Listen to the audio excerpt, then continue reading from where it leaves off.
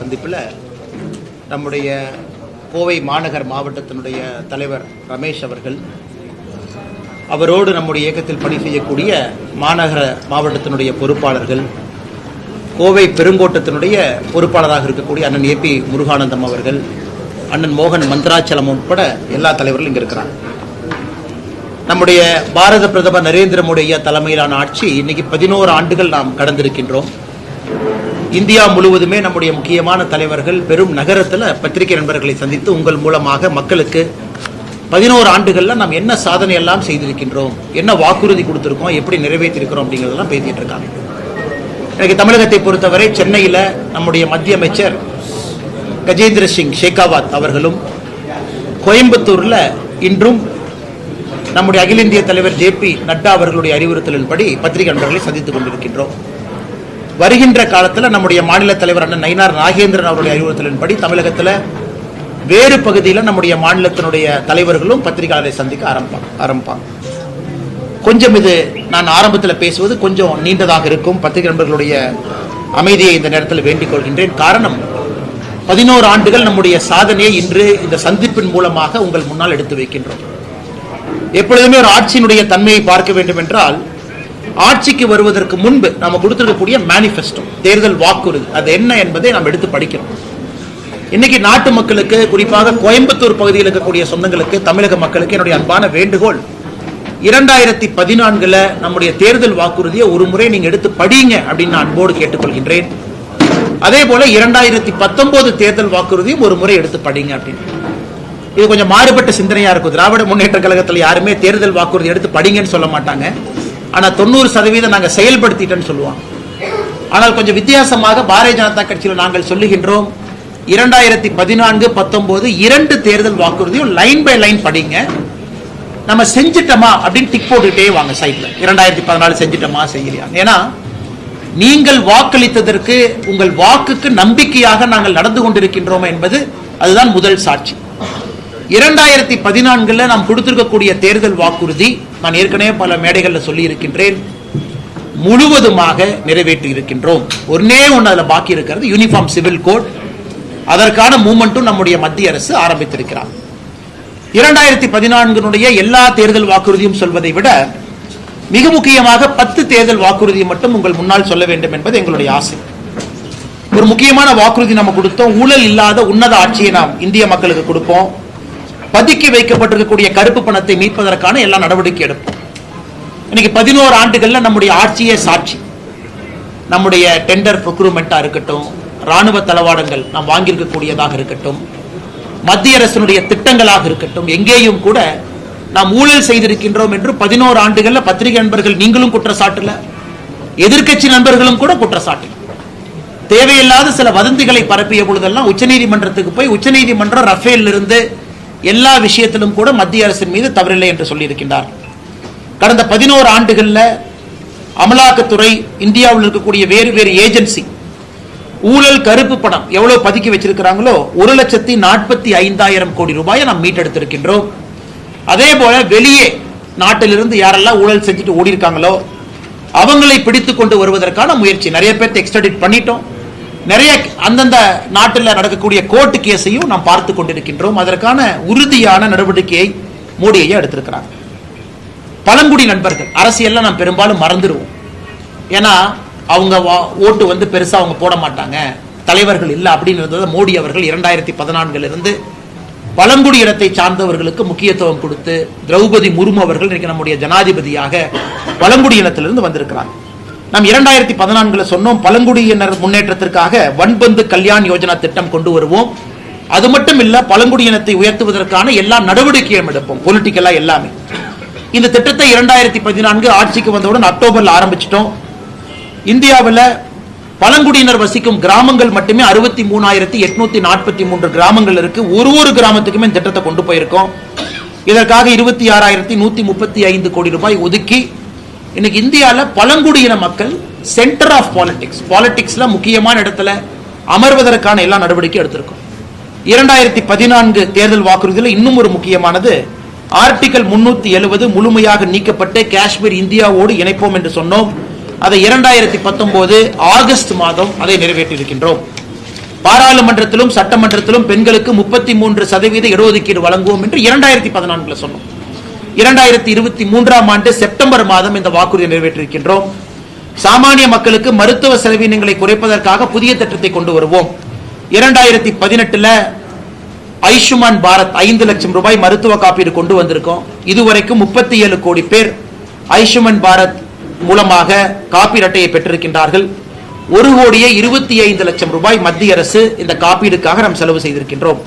தூய்மை இந்தியா திட்டத்தை துவங்குவோம். 2014 அக்டோபர் மாதத்தில் கொண்டு வந்திருக்கோம். 12 கோடி கிராமப்புற வீடுகளுக்கு திட்டத்தின் மூலமாக முதல் முறையாக கழிவறை கட்டி கொடுத்திருக்கின்றோம். விவசாயிகள் பயன்பெற பயிர் காப்பீடு திட்டத்தை அறிமுகப்படுத்துவோம். இதெல்லாம் நம்முடைய தேர்தல் வாக்குறுதிங்க. 2014 2016 பிப்ரவரியில் ஆரம்பிச்சோம். கடந்த 8 ஆண்டுகள்ல மட்டுமே நிவாரணமாக பயிர் காப்பீடு நிவாரணமாக 1,75,000 கோடி ரூபாய் விடுவித்திருக்கின்றோம். சிறு குறு விவசாயிகள் பயன்பெறுவதற்காக PM கிசான் திட்டத்தை துவங்கணும். அது 2019 பிப்ரவரியிலிருந்து அந்த திட்டத்திற்கு மட்டுமே 3,68,000 கோடி ரூபாய் 11 கோடி விவசாயிகளுக்கு செலவு செய்திருக்கின்றோம். நாட்டினுடைய 75வது சுதந்திர தின கொண்டாட்டத்தின் பொழுது கூரை வீடுகள் இல்லாத இந்தியாவை உருவாக்குவோம் என்கின்ற சங்கல்பத்தை எடுத்தோம். 2016 ஏப்ரல் திட்டத்தை ஆரம்பித்து இதுவரை 2.7 கோடி வீடுகள் கட்டியிருக்கின்றோம். PM ஆவாஸ் யோஜனா திட்டத்தின் கீழ் MSME குறிப்பா கோயம்புத்தூர் மாநகரத்தில் நம்முடைய மைக்ரோ ஸ்மால் மீடியம் என்டர்பிரைஸ் இருக்கிறாங்க.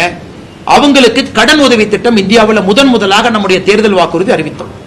2015 ஏப்ரல் ஆரம்பிச்சு இன்னைக்கு வரைக்கும் 32,40,000 கோடி ரூபாய் நம்முடைய தொழில் முனைவோர்களுக்கு முத்ரா கடன் மூலமாக மத்திய அரசு கொடுத்திருக்கின்றோம். நம்முடைய திட்டங்கள்ல ஒரு சிறப்பு வாய்ந்த திட்டம் இந்த முத்ரா யோஜனா. ராமர் கோவில் கட்டுவோம், சட்ட திட்டங்களுக்கு உட்பட்ட அனைத்து சாத்தியக்கூறுகளையும் ஆராய்வோம் என்று 2014 சொன்னோம். 2019 உச்சநீதிமன்றத்தினுடைய தீர்ப்பு நவம்பர்ல வந்துச்சு. 2024 ஜனவரி மாதம் ராமர் கோவில் கட்டி கும்பாபிஷேகம் நடத்தியிருக்கின்றோம். இது நம்முடைய ஆட்சியினுடைய முதல் 5 ஆண்டுகள். எல்லா வாக்குறுதியும் நண்பர்கள் முன்னாடி சொல்றதுக்கு பதிலா முதல் 10 முக்கியமான 10 உங்கள் முன்னால் சொல்லி இருக்கின்றேன். பத்திரிகை நண்பர்கள் தயவு செய்து நீங்க ஒரு ஸ்பெஷல் ஒரு ப்ரோக்ராம் போட்டு நம்முடைய 2014 மேனிஃபெஸ்டோ எடுத்து நீங்க மக்களுக்கு நாங்கள் செய்திருக்கின்றோமா செய்யவில்லை என்பதை நீங்கள் கொண்டு சேர்க்க வேண்டும் என்று இந்த நேரத்தில் அன்போடு கேட்டுக்கொள்கின்றோம். 2019 5 ஆண்டுகள் ஆட்சிக்கு பிறகு மக்கள் மறுபடியும் ஆதரவு கொடுத்து 2019 நம்மை ஆட்சியில் அமர்த்தினார்கள். அப்ப நம்முடைய தேர்தல் வாக்குறுதி அதுல முக்கியமான 10 உங்கள் முன்னால் வைக்கின்றோம். குடியுரிமை திருத்த மசோதா கொண்டு வருவோம் என்று சொல்லியிருந்தோம். 2019 டிசம்பர் மாதம் கொண்டு வந்தோம். விவசாயிகள் பயன்பெற கிசான் கடன் அட்டை திட்டத்தை கொண்டு வருவோம் என்று சொன்னோம். 2020 டிசம்பர்ல கொண்டு வந்தோம். இன்னைக்கு 7.7 கோடி விவசாயிகளுக்கு 10 லட்சம் கோடி ரூபாய் நாம் KCC திட்டம் மூலமாக கொடுத்திருக்கின்றோம். சிறு குறு விவசாயிகளுக்கு ஓய்வூதிய திட்டம் பென்ஷன் கொண்டு வருவோம் சொன்னாங்க. 2019 செப்டம்பர்ல ஆரம்பிச்சிருக்கிறோம். எனக்கு 60 வயதிற்கு மேல் விவசாயம் இருக்கக்கூடிய பயனாளிகளுக்கு மாசம் 3,000 ரூபாய் ஓய்வூதியம். நாட்டில் இதுவரைக்கும் 24,60,000 விவசாயிகள் இதில் பயன்பெற்றிருக்கின்றார்கள். மீனவர்கள் பயன்பெற மத்ஸ்ய சம்பத்த யோஜனா திட்டம் கொண்டு வருவோம் என்று சொன்னோம். 2020 செப்டம்பர் மாசம் ஆரம்பிச்சோம். 2020, 21, 24, 25 மட்டுமே 9,407 கோடி ரூபாய் நம்முடைய மீனவ நண்பர்களுக்காக செலவு செய்திருக்கின்றோம். 2025 ஆண்டு முடியும் பொழுது, அதாவது இந்த ஆண்டு டிசம்பர் முடியும் பொழுது இந்தியா $5 trillion என்று சொன்னோம். 2019 சொன்னோம். இன்னைக்கு இந்தியா 4.1 trillion. இன்னைக்கு நாம ஜூன்ல இருக்கோம். 4.1 trillion. குறிப்பாக நாம் இதை புரிந்து கொள்ள வேண்டும். கொரோனால 2 ஆண்டுகள் 2020, 2021 கொரோனா பெரும் தொற்றுல நம்ம மாட்டியும் கூட நம்ம சொன்ன டார்கெட்டை நோக்கி போயிட்டு இருக்கோம். சமீபத்தில் ஜப்பான் நாட்டை முன்னேற்றம் செய்து உலகத்தினுடைய 4வது பெரிய பொருளாதார நாடாக மாறி இருக்கின்றோம். உலகத்தில் வேகமாக வளரக்கூடிய பொருளாதார நாடாக இருக்கின்றோம். எனக்கு international monetary fund 2027 India 5 trillion பொருளாதாரத்தை தொடும் என்கின்ற ஒரு இலக்கை அவங்களே கொடுத்திருக்கிறாங்க. நம்முடைய குரோத் சார்ட்டை வச்சு அனைத்து வீடுகளுக்கும் குழாய் மூலமாக குடிநீர் வழங்கும் திட்டம் செயல்படுத்துவோம் என்று 2019 மேனிஃபெஸ்டோல சொன்னாங்க. ஆகஸ்ட் மாதம் திட்டத்தை ஆரம்பித்தோம். நாட்டில் 12 கோடி வீடுகள், அதாவது மொத்தம் இருக்கக்கூடிய வீடுகள்ல 76% நாட்டு மக்களுடைய வீடுகளுக்கு குழாய் மூலமாக குடிநீர் திட்டத்தை கொண்டு வந்திருக்கின்றோம். நாட்டில் 75 புதிய மருத்துவக் கல்லூரிகள் அமைப்போம் என்று 2019 சொன்னோம். 2019 ஆகஸ்ட் திட்டத்தை துவங்கினோம். தமிழகம் உட்பட தமிழகத்துக்கு 11 மருத்துவக் கல்லூரி உட்பட 75 மருத்துவக் கல்லூரிகளும் கொடுத்து விட்டோம். நாட்டில் 5 ஆண்டுகளில் 60,000 கிலோமீட்டர் தேசிய நெடுஞ்சாலை போடுவோம் நம்ம சொன்னோம். 2019 2024 முடியறக்குள்ள மறுபடியும் பத்திரிகை நண்பர்கள் ஞாபகப்படுத்துறோம். கொரோனா தொற்று இருந்தும் கூட 5 ஆண்டுகள்ல 56,701 கிலோமீட்டர் நேஷனல் ஹைவே நாம் போட்டிருக்கோம். நாட்டில் புதிதாக 200 நவோதய வித்யாலயா கேந்திரிய வித்யாலயா ஆரம்பம் சொன்னோம். 2019 ஆண்டுகளுக்கு பிறகு 113 கேந்திரிய வித்யாலயா நவோதய பள்ளிகள் நாம திறக்க ஒப்புதல் வாங்கியிருக்கின்றோம், திறந்திருக்கின்றோம். வறுமை கோட்டிற்கு கீழே இருக்கவங்கள சிங்கிள் டிஜிட், அதாவது ஒற்றை எண்ணிக்கை அடிப்படையில் கொண்டு வந்துருவோம். நம்முடைய நாட்டில் மிக இரட்டை எண்ணிக்கை அடிப்படையில் இருக்கிறாங்க, பர்சன்டேஜ் இதுல கொண்டு வந்துவோம் என்று சொன்னோம். நாம் சொன்ன 2012 16.2 விழுக்காடு வறுமை கோட்டு கீழே இருந்தாங்க. $2.15, அதாவது $180 கீழே அவங்களுடைய வருமானம் இருந்துச்சுங்க. இன்னைக்கு அது 2.3% குறைச்சிருக்கிறோம்.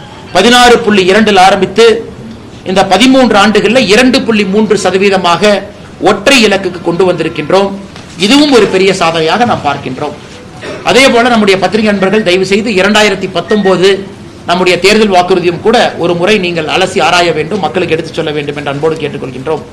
அடுத்து 2024 ஆட்சிக்கு வந்த பொழுது 10வது ஆண்டு முடித்து மக்கள் மறுபடியும் 3வது முறை நமக்கு ஒரு வாய்ப்பு கொடுத்திருக்கிறாங்க. அந்த 3வது முறை ஆட்சி அமைக்கும் பொழுது நாம் தேர்தல் வாக்குறுதி மறுபடியும் கொடுத்திருக்கோம். அந்த தேர்தல் வாக்குறுதியினுடைய முக்கியமான அம்சத்தை உங்க முன்னாடி வைக்கிறேன். முத்ரா கடன் திட்டத்தின் கீழ் அதிகபட்ச கடனாக 20 லட்சம் ரூபாய்க்கு உயர்த்துவோம் என்று சொன்னோம். அதை அக்டோபர் 2024 செயல்படுத்தி காட்டியிருக்கின்றோம்.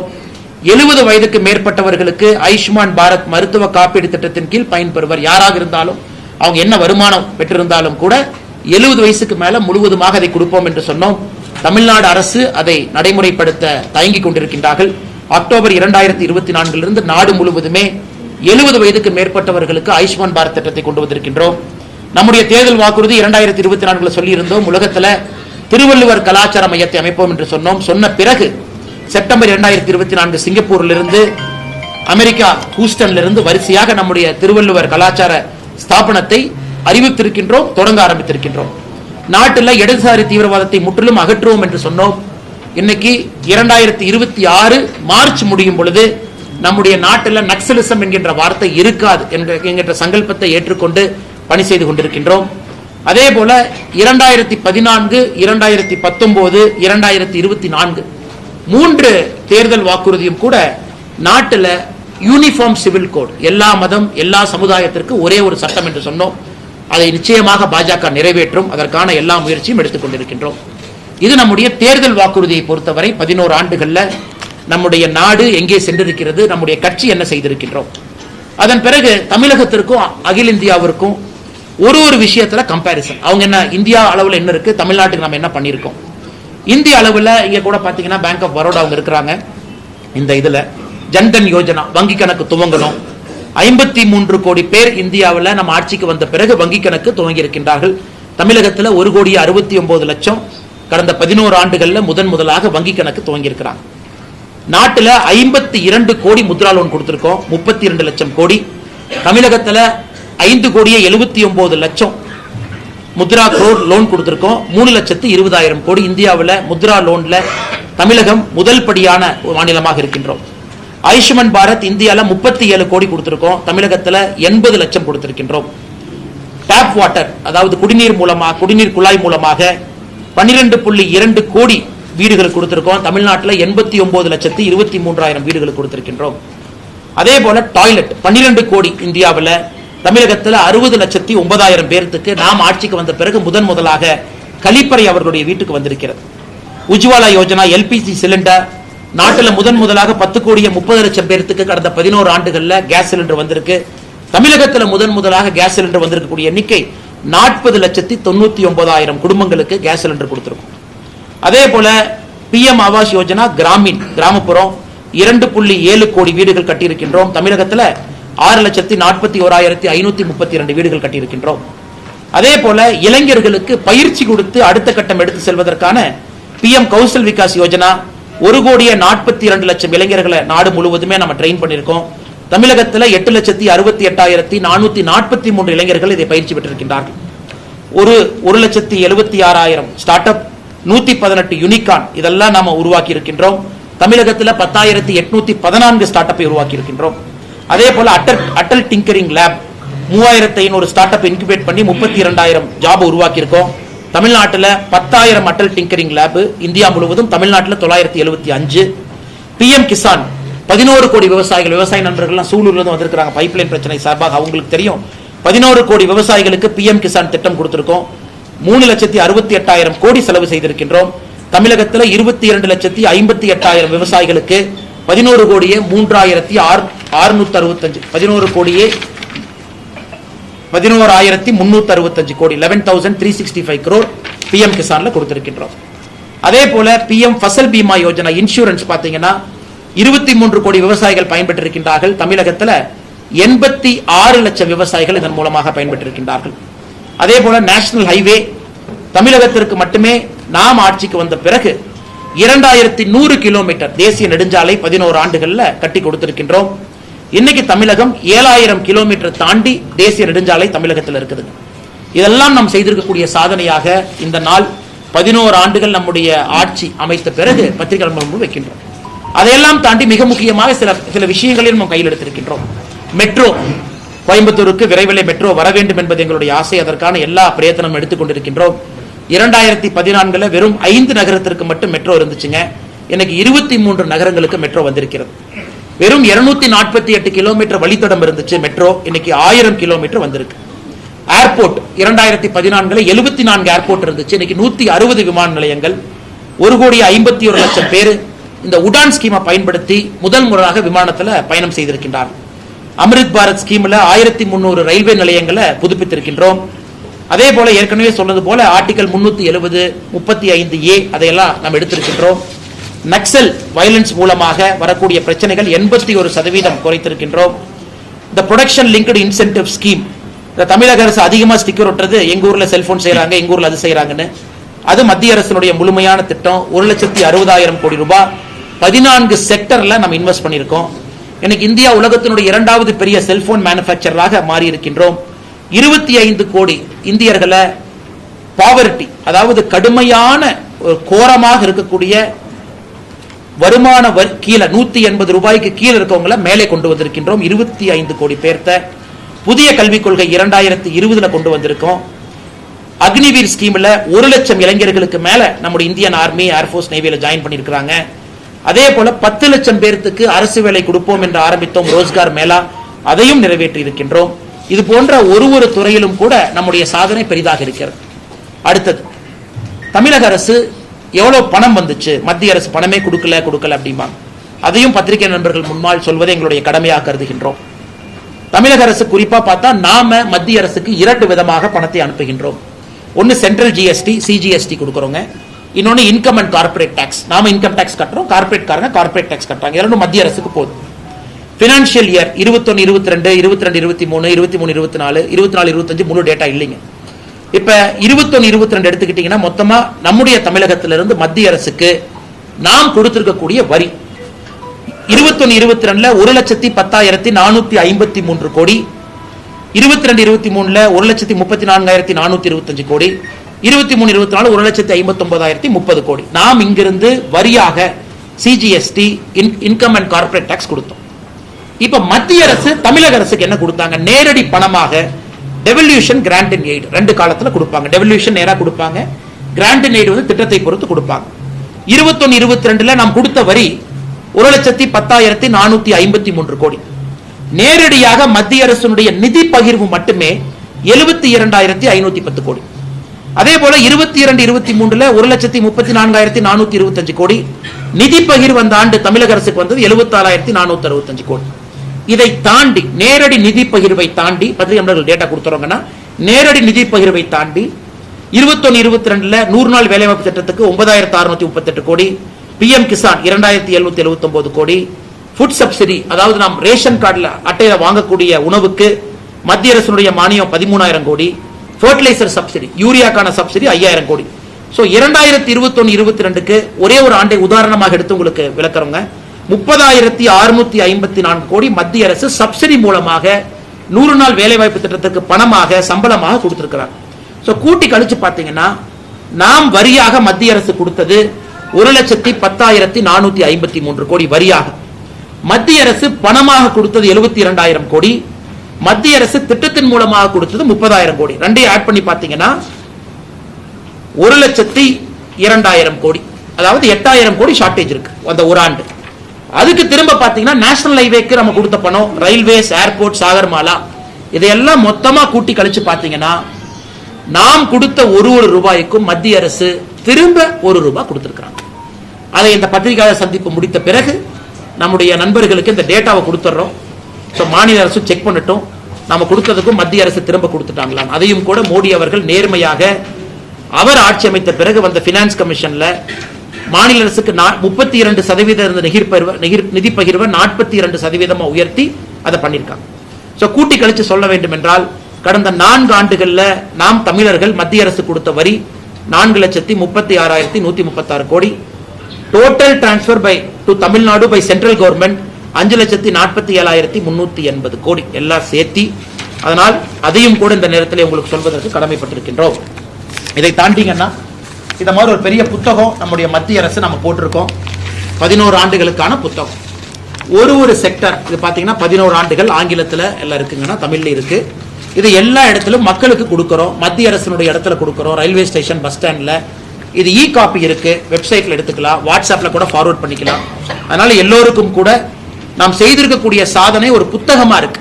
நம்ம என்ன செஞ்சிருக்கோம், ஒரு துறையில என்ன மாற்றத்தை கொண்டு வந்திருக்கின்றோம். பாதுகாப்பு துறையாக இருக்கட்டும், டிஃபென்ஸ் துறையாக இருக்கட்டும், பெண்களுக்காக இருக்கட்டும், இளைஞர்களுக்காக இருக்கட்டும், விவசாயிகளுக்காக இருக்கட்டும். பத்திரிகை நண்பர்களுக்கு என்னுடைய அன்பான வேண்டுகோள், நம்முடைய மாவட்டத்தினுடைய தலைவர் அவங்க இது ஒரு இ காப்பியா பத்திரிகை நண்பர்களுக்கு அனுப்பிச்சு விட்டுட்டீங்கன்னா இ காப்பி இருக்கு.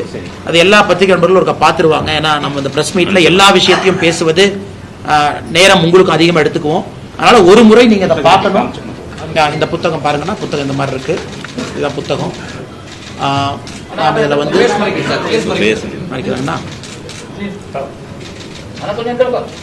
உங்களுக்கு இ காப்பி அனுப்பிச்சு விட்டுறோங்க. அதுல உதாரணத்துக்கு முதல் பேஜ்லயே பாருங்க, காந்தி ஐயா தான் இருக்கிறாங்க. அது ஓபன் பண்ணோன்னு காந்தி ஐயா மோடி ஐயா கட்டி பிடிச்சிட்டு முதல் பக்கம் பாருங்க. ஃபர்ஸ்ட் பேஜ்லயே வானத்தேக்கா இருக்கிறாங்க. இது அகில இந்தியா ஃபுல்லா போற புக் முதல் பேஜ்ல. இதுல வந்து நம்ம ஒரு துறையாக சொல்லி இருக்கின்றோம். என்ன மாற்றம் 2000 நம்ம டிரான்ஸ்பரண்டா இருக்கோங்கண்ணா. நம்ம செஞ்சதை உங்கள் முன்னாள் பத்திரிகை நண்பர்கள் முன்னாடி எடுத்து சொல்றோம், புக்கு போடுறோம், தைரியமா சொல்றோம். எங்க தேர்தல் வாக்குறுதியை படிங்க. இதே திராவிட முன்னேற்ற கழகம் ஆட்சிக்கு வந்து 4 ஆண்டுகள் ஆச்சு. 511 தேர்தல் வாக்குறுதியில நாங்க சொல்றோம் 50 கூட முழுமையாக நிறைவேற்றவில்லை. அவங்க யாராச்சும் ஒரு பிரஸ் மீட் வச்சு நாங்க ஆட்சிக்கு வந்து 4 வருஷம் ஆச்சு பாருங்க, இதுதான் எங்களுடைய தேர்தல் வாக்குறுதி, இதுவரை சொல்லல. நாம 50 அங்கே நிறைவேற்றிருக்கீங்கன்னா உங்களை என்னை திட்டுறாங்க. முதலமைச்சர் அவர்கள் ஒரு மேடையில ஒரு நம்பர் சொல்றாங்க. 90% இடத்துல சொல்றாரு, 88% இடத்துல சொல்றாரு, 96% இடத்துல சொல்றாரு. ஒருவரும் கூட ஒரு நம்பர் சொல்றாங்க. அதனால பத்திரிகை நண்பர்கள் 4 ஆண்டுகள் திராவிட முன்னேற்ற கழகத்தினுடைய ஆட்சி முடிந்திருக்கக்கூடிய காரணம் இருக்கிறதுனால திமுக தேர்தல் அறிக்கையை அக்கா காட்டா கொண்டு வந்துட்டாங்க பாருங்க. இது திமுகவுடைய தேர்தல் அறிக்கை இங்க இருக்கு. அதனால யாராவது ஒரு பத்திரிகை நண்பர் அந்த தேர்தல் அறிக்கையை டவுன்லோட் பண்ணி இவங்க உண்மையாலுமே சொன்னாங்களா, இவங்க சொன்னதுல என்ன உண்மை இருக்கு இங்க பாருங்க. அதாவது 505 விஷயங்கள் சொல்லிட்டு அதுக்கப்புறம் 7 சொல்றாங்க. பொருளாதாரம், வேளாண்மை, நாங்க என்ன பண்ணுவோம்னு சொல்லிட்டு தனியா இன்னொரு பேஜ் அட்டாச் பண்றாங்க. 2 சேர்த்துனீங்கன்னா 505 + 7 512 வரும் திமுகவுடைய தேர்தல் அறிக்கை. யாராவது ஒருத்தர் தயவு செஞ்சு அவங்க சொன்னதுக்கெல்லாம் நாம போட் பண்ணிருக்காங்களா அப்படின்னு நீங்க டிக் போட்டு பாருங்க. எனக்கு தெரிந்து 50 கூட அவங்க செய்யணும். 50 கூட, வெறும் 50 தேர்தல் வாக்குறுதி கூட நிறைவேற்றாம இன்னைக்கு ஆட்சியில திராவிட முன்னேற்ற கழகத்தினுடைய ஆட்சி இங்க நடந்து கொண்டிருக்கிறது. அதையும் கூட பத்திரிகை நண்பர்களுக்கு இந்த நேரத்தில் உங்களுடைய கவனத்துக்கு நாங்கள் கொண்டு வர்றோம். இதை தாண்டி உங்களுக்கு கேள்வி இருந்தா கேளுங்க. அதெல்லாம் பதில் சொல்றேன். முதல்ல இதெல்லாம் முடிச்சுக்கலாம். இந்த அண்ணா பல்கலைக்கழகம் சிடிஆர் எல்லாம் கடைசியா வச்சுக்கோங்கன்னா ஃபர்ஸ்ட் இதை முடிச்சுக்கலாம். நீங்க இவ்வளவு தூரம் சொன்னீங்களே, இவ்வளவு தூரம் சொன்னதுக்கு அப்புறமும் பள்ளி கல்விக்காக, உயர்கல்விக்காக, பள்ளி கல்விக்காக எதற்காக நீதிமன்றத்தை நாடித்தான் பணம் வாங்க வேண்டியிருக்கா சார் மத்திய அரசு? ஃபர்ஸ்ட் இது சம்பந்தமா கேள்வி இல்லைங்கன்னா பெட்ரோல் டீசல் விலை குறைப்புன்னு சொல்லி சொன்னீங்க தேர்தல் வாக்குறுதியில, அதை பத்தி ஒரு வார்த்தை கூட பேசுறீங்க. அண்ணா, தேர்தல் வாக்குறுதியில பெட்ரோல் டீசல் விலை குறைப்பதாக சொன்னோம், குறைத்திருக்கின்றோம். எவ்வளவு குறைச்சிருக்கீங்க? எவ்வளவு? 5 ரூபா 4 ரூபா ஒரு முறை குறைச்சோம், ஒரு முறை 10 ரூபா 7 ரூபா குறைச்சோம், எல்பிஜி சிலிண்டர் குறைச்சோம். ஆனா இதே தேர்தல் திமுக தன்னுடைய தேர்தல் வாக்குறுதியில பெட்ரோல் டீசல் விலையை குறைக்கிறேன்னு சொன்னாங்க. நாங்க 2 முறை குறைத்திருக்கின்றோம் 11 ஆண்டுகள்ல. 2 முறை பாரதிய ஜனதா கட்சி ஆட்சியில குறைச்சிருக்கிறோம். கடந்த முறை தீபாவளியில குறைச்சிருக்கிறோம். ஆனா நம்முடைய ஆட்சியில் நம்ம ஏத்துறது இல்லைங்கன்னா ஆயில் மார்க்கெட்டிங் கம்பெனி சந்தை நிலவரப்படி அவங்க பிக்ஸ் பண்றாங்க. பெட்ரோலியம் மினிஸ்டரோ மத்திய அமைச்சரோ நாங்க அமைச்சரவையிலிருந்து 10 ரூபாய் ஏத்துங்க 20 ரூபாய் ஏத்துங்கன்னு சொல்றது இல்லைங்க. அதுக்கு ஒரு ஃபார்முலா இருக்கு. International Brent oil crude price, அது லேண்டிங் காஸ்ட் மும்பைல, அது மும்பைல லேண்ட் ஆனதுக்கு அப்புறம் அந்த லேண்டிங் காஸ்ட்டை வச்சு ஆயில் மார்க்கெட்டிங் கம்பெனி OMC ஒரு பிரைஸை ஃபிக்ஸ் பண்றாங்க. இதுல மத்திய அரசினுடைய தலையீடு எங்கேயுமே இல்லை. இப்ப எங்க மத்திய அரசு இன்டர்நேஷனல் பிரைஸ் குறையுது அப்படிங்கிற இடத்துல 2 முறை நாம இன்டர்வீன் பண்ணி குறைன்னு சொல்லியிருக்கோம். இது நண்பருக்கு ஒரே ஒரு உதாரணம் சொல்றேன். மாநில அரசுகளாக நீங்க கேட்கலாம், மத்திய அரசு நீங்க குறைச்சிட்டீங்க, மாநில அரசு குறைச்சதா? பாரதிய ஜனதா கட்சி ஆளுகின்ற எல்லா மாநிலத்திலும் மாநில அரசு தனியா பெட்ரோலை குறைச்சாங்க. உதாரணத்துக்கு கர்நாடகா, நாம 10 ரூபா குறைச்சதுக்கு அப்புறம் கர்நாடகால 5 ரூபா குறைச்சாங்க. எவ்வளவு பெரிய ஆச்சரியம் பாருங்க. அப்ப கர்நாடகால யாராச்சும் இன்னைக்கு இருக்கிறாங்க அப்படின்னா 15 ரூபாய் குறைச்சிருக்காங்க. மாநில அரசு 5 ரூபாயும் மத்திய அரசு 10 ரூபாயும். ஆனா தமிழகத்துல கர்நாடகால பிஜேபி அரசு எங்கேயுமே கர்நாடகாவினுடைய ஆளுகின்ற இதுக்கு முன்னாடி ஆண்ட பிஜேபி அரசு நாம் குறைப்பதாக சொல்ல இருந்தும் குறைச்சோம். ஆனா தமிழகத்துல திராவிட முன்னேற்ற கழக அரசு தேர்தல் வாக்குறுதியாக கொடுத்து விட்டும் கூட சிலிண்டருக்கு 100 ரூபாய் குறைக்கணும், குறைக்கல. பெட்ரோல் டீசல் 5 ரூபா 4 ரூபாய் குறைக்கணும், குறைக்கல. அப்படி இருந்தும் கூட பத்திரிகை நண்பர்கள்ட்ட அக்கௌண்டபிலிட்டி இல்லாம சுத்துறாங்க. ஒரு பத்திரிகை நண்பர்கள் ஒரு பிரஸ் மீட் வைக்கும் போது நீங்க கேட்பீங்க, அண்ணே 4 வருஷம் ஆச்சு, இன்னைக்கு பாஜக சொல்றாங்க நாங்க இவ்வளவு பண்ணிருக்கோம், இன்னைக்கு உங்க தேர்தல் வாக்குறுதி 505 + 7 512, நீங்க ஏன் செய்யல அப்படின்னு பத்திரிகை நண்பர்கள் நீங்களும் கேட்கணும். ஏன்னா ஒரு ஜனநாயகத்தில் அக்கௌண்டபிலிட்டி வேணும் அல்லங்கண்ணா. நாம நம்ம நண்பர்களுக்கு என்னுடைய அன்பான அறிவுறுத்தல், international Brent crude oil price landing காஸ்ட்டை வச்சு நம்ம பண்றோம். எங்கேயும் யாருக்கும் அநியாயம் பண்ணல. எந்த ஆயில் மார்க்கெட்டிங் கம்பெனி, ஒரு பாரத் பெட்ரோலியமோ இந்தியன் ஆயிலோ மக்கள்கிட்ட நாங்க சம்பாதிச்சு 50,000 கோடி ப்ராஃபிட் பண்றோம், அதற்கும் நாங்கள் விடல. எங்களை பொறுத்தவரை பெட்ரோல் டீசலாக இருக்கட்டும், LPG சிலிண்டராக இருக்கட்டும், ஏழை மக்களோடு எப்போதும் வென்று கொண்டிருக்கின்றோம். 2014 பெட்ரோல் டீசல் விலை என்ன, இப்ப என்ன இருக்கு? அப்ப சென்ட்ரல் கவர்மெண்ட் வந்து எவ்வளவு வசூலிச்சாங்க, இப்ப எவ்வளவு வசூலிக்கிறாங்க? அன்னைக்கு கேஸ் பிரைஸ் என்ன, இன்னைக்கு கேஸ் பிரைஸ் என்ன, ஒரு கம்பேரிசன். அண்ணா 2014 நம்ம ஆட்சிக்கு வந்த பொழுது வெறும் 64% மக்கள் வீட்டுல மட்டும்தான் கேஸ் சிலிண்டர் இருந்துச்சு. உதாரணத்துக்கு என்னுடைய அம்மாச்சி வீட்டுல சொல்றது கேட்கலாம். நல்ல கேள்வி, நான் சொல்ற பதிலி நீங்க கேட்டுக்கங்க. நல்ல கேள்வி நீங்க கேட்டது.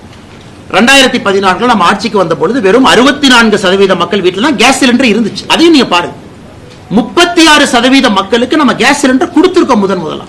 இன்னைக்கு இந்தியால 99.99% வீட்டுல கேஸ் சிலிண்டர் கொடுத்தாச்சு. அப்ப நம்முடைய அரசு, மோடி ஐயா அரசு 36% மக்களுக்கு புதுசா இலவச சிலிண்டர் கொடுக்கிறோம். அதற்கான முதல் சிலிண்டர் காஸ்ட்டை ஏத்துக்கிறோம், அதற்கான சப்சிடி போடுறோம். அதை ஏன் பார்க்க மாட்டீங்க? அதாவது எல்லாம் என்ன சொல்றாங்க, ஒரு காங்கிரஸோ திமுகவோ 2014 ரேட், அதே காங்கிரஸ் திமுக கேட்கிறேன், 2014 இந்திய மக்கள் பயன்படுத்திய மொத்த கேஸ் அளவு எவ்வளவு, 2025 எவ்வளவு? 36% மக்களுக்கு கேஸே கொடுக்காம பணக்காரங்க 64% கொடுத்தா நாடு முன்னேறிடுமாங்கன்னா, நாம் இன்று அதையும் கொடுத்திருக்கோம். அதையும் நீங்க ஃபேக்டர் பண்ணுங்க. அதாவது கேஸ் ரேட் ஏறிடுச்சுன்னு யாராவது சொல்றாங்கன்னா 36% மக்களுக்கு கொடுத்திருக்கிறோமேங்கண்ணா, அதையும் பார்க்க மாட்டோம். 64% பெரிய பொருளாதாரத்துல மேலோங்கி இருக்கிறவங்களா இருக்கிறது வாய்ப்பு இல்லைங்களே. ஈவன் டிஎம்கே, ஏன்னா நாங்க அரசியல் இருக்கும் பொழுது நாங்க எப்படி பார்க்கிறோம், நாட்டுல 3ல் சராசரியாக ஒருவருக்கு கேஸ் இல்லை நாங்க கொதிக்கிறோம். அதாவது 100 பேர் இருக்காங்கன்னா 64 பேருக்கு தான் கேஸ். அப்ப 36னா 3ல் ஒருத்தருக்கு கேஸ் இல்லை. இன்னைக்கு 100% மக்களுக்கும் கேஸ் சிலிண்டர் கொடுத்திருக்கோம். அதான் ஏற்கனவே சொன்னது போல 2014 இந்தியன் ஆயில் கார்பரேஷன் ப்ராஃபிட் என்ன, 2025 ப்ராஃபிட் என்ன? அப்ப ஏறின பிரைஸ் எல்லாம் ப்ராஃபிட்டா மாதிரி இருக்க இல்லை. ஆனா 2014 10,000 கோடி ப்ராஃபிட், 2025 50,000 கோடி ப்ராஃபிட். எதுக்குன்னா இந்தியன் ஆயில் கார்பரேஷன் 40,000 கோடி ரூபாய் மக்கள் பணத்தை சுரண்டான். அதுக்கும் வழி இல்லை. அதையும் நீங்க செக் பண்ணி பாருங்க. எங்களை பொறுத்தவரை ப்ரொபோஷனேட்டா தாங்க இருக்கு. தேர்தல் வாக்குறுதியில நம்ம எங்கேயுமே பெட்ரோல் டீசல் குறைப்பதாக சொல்ல, ஆனாலும் குறைச்சிருக்கோம். நம்முடைய பிஜேபி ஆளுகின்ற மாநிலம் எங்கேயும் குறைப்பதாக சொல்ல நம்ம குறைச்சிருக்கோம். நான் சொல்வது திராவிட முன்னேற்ற கழகம் சொல்லியும் கூட, இங்க மாண்புமிகு அமைச்சர்கள் யாராச்சும் வரும்போது இதே கேள்வியை கேளுங்க, அண்ணே நீங்க தேர்தல் வாக்குறுதியில சொல்லிட்டு ஏன் குறைக்கலன்னு கேளுங்க. சோ எங்களுக்கும் அவங்களுக்கு இருக்கக்கூடிய டிரான்ஸ்பரன்சி, நான் தைரியமா சொல்றேன், 2014 பாரதிய ஜனதா கட்சியினுடைய மேனிஃபெஸ்டோ நண்பர் நீங்க எடுத்து படிச்சு பாருங்க. நான் சொல்றேன், யூனிஃபார்ம் சிவில் கோட் அது ஆன்கோயிங்கா இருக்கு, எல்லாம் நிறைவேற்றியாச்சு. எடுத்து டிக்கெட் அடிச்சு பாருங்க, எல்லாம் நிறைவேற்றிட்டோம். 2019 முக்கியமான இந்த காம்ப்ளிகேட்டட் விஷயத்தவர் அதையும் நிறைவேற்றியாச்சு. அதையும் 2031 மறுபடியும் ஆட்சி அமைத்த பிறகு 4வது முறையாக அன்னைக்கு பத்திரிகையாளர் சந்திப்பில் தலைவர்கள் யாரை சொல்லுவாங்க, அதையும் நிறைவேற்றிருக்கோம். கேளுங்க.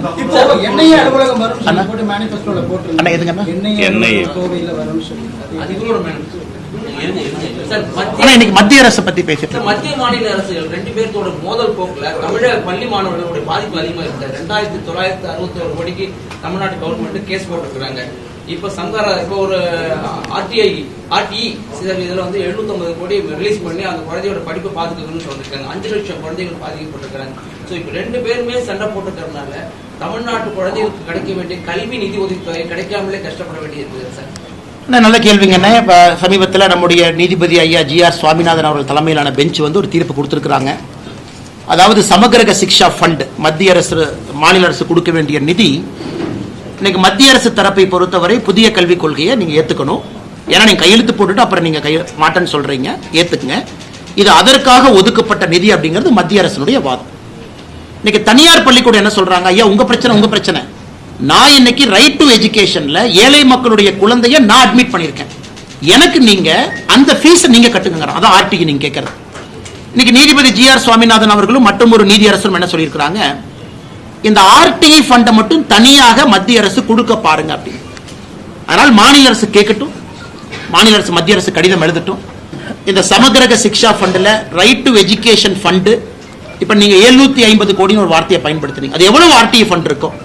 ஆர்டிஇனாங்கன்னா ஏழை மக்களுடைய குழந்தைகள் அந்த பகுதியில் இருக்கக்கூடிய பிரைவேட் ஸ்கூல்ல அவங்க போய் படிக்கும் பொழுது அந்த ஸ்கூல் ஃபீஸை மத்திய அரசு கொடுக்குறாங்க, காம்பன்சேட் பண்றாங்க. அதனால அந்த பணம் 750 கோடியோ 600 கோடியோ எவ்வளவு இருக்கோ அதை மாநில அரசு பிரித்து மத்திய அரசு கிட்ட கேட்கட்டும். நிச்சயமாக பிரைவேட் ஸ்கூல் என்ன சொல்றாங்க, சார் எங்களுக்கு பணம் வர மாட்டேங்குது, மத்திய அரசு மாநில அரசு நீங்க சண்டை போடுறது ஓகே, உங்க சண்டையில எதுக்கு எங்களுக்கு பணம் வராமல் இருந்தா நாங்க எப்படி ஸ்கூல் நடத்தும்? ஆனால் நிச்சயமாக நம்முடைய தலைவர் நயினார் அண்ணன், நம்முடைய மூத்த தலைவர்கள் இருக்கிறாங்க, அவங்களும் இதை பத்தி யோசிச்சுட்டு இருக்காங்க, பார்த்துட்டு இருக்காங்க. ஒருவேளை மாநில அரசு இதை மத்திய அரசுக்கு கடிதமாக எழுதுறாங்க, ஆர்டிஇ ஃபண்ட் எவ்வளவு, மிச்ச ஃபண்ட் எவ்வளவுன்னு கேட்டாங்கன்னா அதை மத்திய அரசுடைய கவனத்துக்கு எடுத்துட்டு போய் இந்த பிரச்சனையை தீர்ப்பதற்கான முயற்சி எடுக்கும். ஏன்னா இதைத்தான் நீதி அரசு சொல்லியிருக்கிறாங்க, மத்திய அரசுக்கு நான் வேண்டுகோள் வைக்கிறேன். ஏன்னா ஆர்டிஇ ஃபண்ட் மூலமா ஒரு தனியார் பள்ளி பாதிக்க கூடாதுங்கிறாங்க, நியாயமான வேண்டுகோள் தான். அதே மாதிரி தான் சம்சாரத்துக்கு 1050 கோடி நீங்க கூட ஸ்டேட்மெண்ட் கொடுத்திருந்தீங்க. அதுல வந்து இன்னுமே ஸ்டேட் கவர்மெண்ட் மேல ஏன் ஆய்வு நடத்தாம இருக்குது? தொடர்ந்து ஐசிடி பொறுத்தவரை பல இடத்துல இன்ஃபர்மேஷன் கம்ப்யூட்டர் டெக்னாலஜில நிறைய குளறுபடிகள் இருக்கு. எங்களுடைய ஆதங்கம் வந்து மத்திய அரசு ஆடிட் பண்ணணும். குறிப்பா அந்த ஐசிடி உட்பட கொடுத்த பணத்தை கம்ப்யூட்டருக்கு பயன்படுத்தினாங்களா, கொடுத்த பணத்தை இதற்கு தான் பயன்படுத்தினாங்களா, இல்ல வேற ஏதாச்சும் நிதியை திருப்பி விட்டுட்டாங்களான்னு. ஆனால் பொறுத்திருந்து பார்ப்போம். சார் டெக்ஸ்டைல் இண்டஸ்ட்ரியில ஆனா இந்த லாஸ்ட் 11 இயர்ஸ்ல டெஃபினிஷன் ஆஃப் எம்எஸ்எம்இ சேஞ்ச் ஆகி சீலிங் ஹஸ் கான். அப்போ ஆக்சுவல் மைக்ரோ இண்டஸ்ட்ரிக்கு இந்த பெனிஃபிட் எஸ்பெஷலி மேனுஃபேக்சரிங் செக்டர் வந்திருக்கான்னு பார்த்தா வெரி லெஸ். அந்த இம்பாக்ட் ஈவன் கோயம்புத்தூர்ல ரொம்ப. ஸோ அந்த லோன்ஸ் உடைய பெனிஃபிட்ஸ் மோர் பிகர் யூனிட்ஸ். ஏன்னா இந்த டெஃபினிஷன் மாறினதுனால. It's a fair point madam. நீங்க கேட்கறது வந்து குறிப்பா எஸ்எம்இ பொறுத்த வரைக்கும் அந்த டெஃபினிஷன் வந்து காலத்துக்கு தகுந்த மாதிரி மாறுதுங்க. ஏன்னா ஒரு யூனிட் வந்து ஸ்மாலா ஒரு காலகட்டத்தில் இருக்கு, cannot continue to be small after a point of time. அதனால நான் அந்த பிரேக்கப்போட உங்களுக்கு திரும்ப வர்றேன். நம்ம ஸ்மாலுக்கு எவ்வளவு கொடுத்திருக்கோம், மைக்ரோ மீடியம் மூன்றுக்கும் தனித்தனியாக கம் வித் பிரேக்கப். அந்த டேட்டாவை பார்த்த பிறகு முரண்பாடுகள் இருக்கு அப்படின்னா we will take it up to the concerned minister. எனக்கு தெரிஞ்சு இது இருப்பதற்கான வாய்ப்புகள் குறைவு. பட் இருந்தாலும் நான் எஸ்எம்இயா உங்களுக்கு ஒரு டேட்டாவை கொடுத்தேன், ஒரு பிரேக்கப்போட உங்கள்கிட்ட பேசுறேன். சார் டெக்ஸ்டைல் இண்டஸ்ட்ரியில பொறுத்த வரைக்கும் பாலிஸ்டர் விஸ்கோஸ் இருக்கு இல்லைங்களா, அதோடைய இம்போர்ட் இதுக்கு தரக்கட்டுப்பாடுன்னு ஒன்று விதிச்சு பல வருஷமா கோரிக்கை கொடுத்துட்டு இருக்காங்க. ஒரு சில கார்பரேட் நிறுவனங்கள் மட்டும் பயன்பெறதுனால என்டையர் இந்தியன் டெக்ஸ்டைல் இண்டஸ்ட்ரியே பாதிக்கப்படுதுன்னு சொல்றாங்க இண்டஸ்ட்ரீஸ். அதை பத்தி உங்களுடைய கருத்து? அண்ணா இதே கேள்வியை 4 மாசம் முன்னாடி பிரஸ் மீட்ல நீங்க கேட்டீங்க. இதே அண்ணன் நீங்க தான் கேட்டீங்க. இதே கேள்விக்கு 4 மாசம் முன்னாடி பதில் சொன்னேன். நல்ல கேள்விதான், நல்ல கேள்வி. பாராட்டித்தானே பதில் சொல்றேன். நீ கேட்ட தப்புன்னு சொல்றேன்னா அதனால அன்னைக்கு சொன்ன இல்ல இல்ல அந்த ஆன்சர் ஒரு நிமிஷம்னா நான் சொன்ன ஆன்சர் அவர் சொல்ல சொல்லுங்க. ஆன்சரே கேட்க மாட்டீங்க. நான் சொன்ன ஆன்சர் சொல்ல சொல்லுங்க. நான் இன்னைக்கு சொன்ன ஆன்சரை சொல்ல சொல்லுங்க. நீங்க கேட்ட கேள்வியை பிசிறு மாறாம நான் கேள்வியை திரும்ப சொல்றேன். நான் சொன்ன பதில நீங்க சொல்லுங்க. நாங்க மானிட்டரிங் பண்ணிட்டு இருக்கோம்.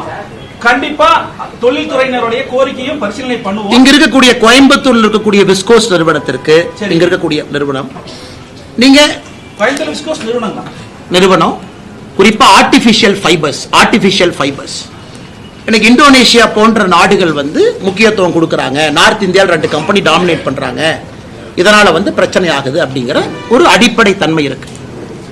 கோயம்புத்தூர்ல ஆர்டிபிஷியல் ஃபைபர்ல யார் இருக்காங்களோ அவங்கள கூட்டிட்டு போய் நிதி அமைச்சரை பார்க்க வச்சோம். இவங்க எல்லாம் வந்து பார்த்தாங்க. அவங்களுக்கு எந்த விதமான கம்ப்ளைண்ட் இப்ப இல்லைங்கண்ணா. நிதி அமைச்சரை பார்த்த பிறகு ஆர்டிபிஷியல் ஃபைபர் மேனுஃபேக்சர் பண்ணக்கூடிய கோயம்புத்தூரை சார்ந்த தொழிலதிபர்களுக்கு பிரச்சனை இல்லை. அதற்கான நிவர்த்திகள் சில இடத்துல கொடுத்திருக்கோம். ஆனா டெக்ஸ்டைலை பொறுத்த வரைக்கும் இட் இஸ் வெரி டைனமிக்ங்கண்ணா. 2 வருடத்திற்கு முன்பு கொடுத்த தீர்வு இன்னைக்கு அப்ளை ஆகாது. இட் இஸ் சோ டைனமிக், மாறிக்கிட்டே இருக்கும். அதனால் எங்களை பொறுத்தவரை அண்ணன் கேட்கிற கேள்வி தவறுன்னு நான் சொல்ல, அதே பதிலத்தான் நான் திரும்ப சொல்றேன். பிரச்சனைகள் வரும்போதெல்லாம் அதை தீர்ப்பதற்கான எல்லா முயற்சி எடுக்கிறோம். ஒரே பிரச்சனை தொடர்ந்து இருப்பதில்லை. ஒரு காலத்துல இம்போர்ட் டியூட்டி வேணும்னு கேட்டாங்க, இன்னைக்கு இம்போர்ட் டியூட்டி வேண்டான்னு கேட்கறாங்க. சார் என்னன்னா இன்னைக்கு கூட நாங்களும் நிதி ஆயோக்ல QCOக்கு கமிட்டி போட்டாங்க. ஏன்னா they are against QCO. ஆனா காமர்ஸ் மினிஸ்ட்ரி என்ன சொல்றாங்கன்னா we are now no more subsidies for exports. நாங்க QCOs மூலமா தான் இதை வந்து ஹேண்டில் பண்ண போறோம்ங்கறாங்க. ஆனா இந்த QCOஸ்க்கு வந்து again மைக்ரோ அண்ட் ஸ்மால் செக்டர்னால நாட் only டெக்ஸ்டைல்ஸ் இன்ஜினியரிங்லயுமே அவங்களால முடிய மாட்டேங்குது. சோ என்ன ஆகுதுன்னா இப்ப நீங்க ஃபர்ஸ்ட் பாயிண்ட் சொன்னீங்க கரப்ஷன் இல்லன்னு சொன்னீங்க. கரப்ஷன் இல்ல, but are the voices of micro and small industries hurt? அதுக்கான ப்ரொவிஷன் இப்ப இல்ல. அதுதான் கிரீவன்ஸ். மேடம் இப்ப இத பொறுத்த வரைக்கும் ஓகே, குவாலிட்டி கண்ட்ரோல், குறிப்பா வந்து டெஸ்டிங் லேப் எல்லா இடத்துலயும் இன்னைக்கு மைக்ரோ அண்ட் ஸ்மால் என்ன சொல்றாங்கன்னா எங்களால அதை அஃபோர்ட் பண்ண முடியல, நீங்க அதை சொல்றீங்க. So it's a fair point. ஏற்கனவே சொன்னது போலங்க, ஒரு நாடு முன்னேற முன்னேற முன்னேற நம்முடைய நோக்கம் என்னன்னா ஸ்மால் இருக்கிறவங்க மீடியம்க்கும், மீடியம்ல இருக்கிறவங்க லார்ஜுக்கும் போகணும். அதே நேரத்தில் புதிதா ஸ்மாலுக்கு வரக்கூடிய ஸ்டார்ட் அப்புக்கும் வளர்றதுக்கான எல்லா சூழ்நிலையை உருவாக்கி கொடுக்கணுங்கிறது அரசனுடைய நோக்கம். But a small cannot continue to be small and keep demanding 10 ஆண்டுகளுக்கு முன்பு கொடுத்த அதே விஷயத்தை தொடர்ந்து கொடுங்க. the country will not progress. 2014 நம்ம ஆட்சிக்கு வரும்போது $1.9 trillion, இன்னைக்கு நம்ம $4 trillion. ஸோ கண்ட்ரீஸ்னுடைய எக்கானமியை கிட்டத்தட்ட நம்ம டபுள் பண்ணியிருக்கோம். அப்படி இருக்கும் பொழுது எல்லா இண்டஸ்ட்ரிக்கும் முதல்ல கொடுத்த அதே மாதிரி நீங்க கொடுங்கன்னு சொல்லும் பொழுது the country cannot grow. அதே நேரத்தில் நீங்க சொல்ற பாயிண்ட் இருக்கு, ஸ்மாலும் புரிஞ்சுக்கணும், சேம் சப்சிடி சேம் மொடாலிட்டி முதல்ல மாதிரி இருக்காது. It cannot happen. World over it cannot happen. Second, textile industry பொறுத்த வரைக்கும் மேடம் நம்மை தாண்டி இன்னொரு பிரச்சனை இருக்கு. there is a tariff quota. European union பிரச்சனை அவங்களுக்கு இருக்கு. ஒரு கவர்மெண்ட்டை பொறுத்த வரைக்கும் எல்லா முயற்சிகள் எடுத்தாலும் ரவுண்ட் ட்ரிப்பிங் பண்றாங்க, அதை ஸ்டாப் பண்ணணும். அதெல்லாம் தாண்டி திருப்பூர், கோயம்புத்தூர் போன்ற நிறுவனங்களுக்கு பங்களாதேஷ்ல இருந்து ஒரு பிரச்சனை வருது. நம்ம எவ்வளவுதான் ட்ரை பண்ணாலும் நிறைய நிறுவனங்கள் பங்களாதேஷ்ல போய் அவங்க நிறுவனத்தை ஆரம்பிச்சு உள்ள கொண்டு வர்றாங்க. ஸோ நம்மை தாண்டி ஜியோ பாலிட்டிக்ஸ் இருக்கு, அதையும் இங்க இருக்கக்கூடிய தொழில் நிறுவனங்கள் புரிஞ்சுக்கிறாங்க. ஸோ எல்லாமே மத்திய அரசு தான் செய்யணும் அப்படிங்கிறத தாண்டி, உதாரணத்திற்கு UK இந்தியா FTA சைன் பண்ணியிருக்கோம். இது எத்தனை ஆண்டு காலமாக டெக்ஸ்டைல் இண்டஸ்ட்ரியினுடைய கோரிக்கை, ஃபார் ஹவு மெனி இயர்ஸ்.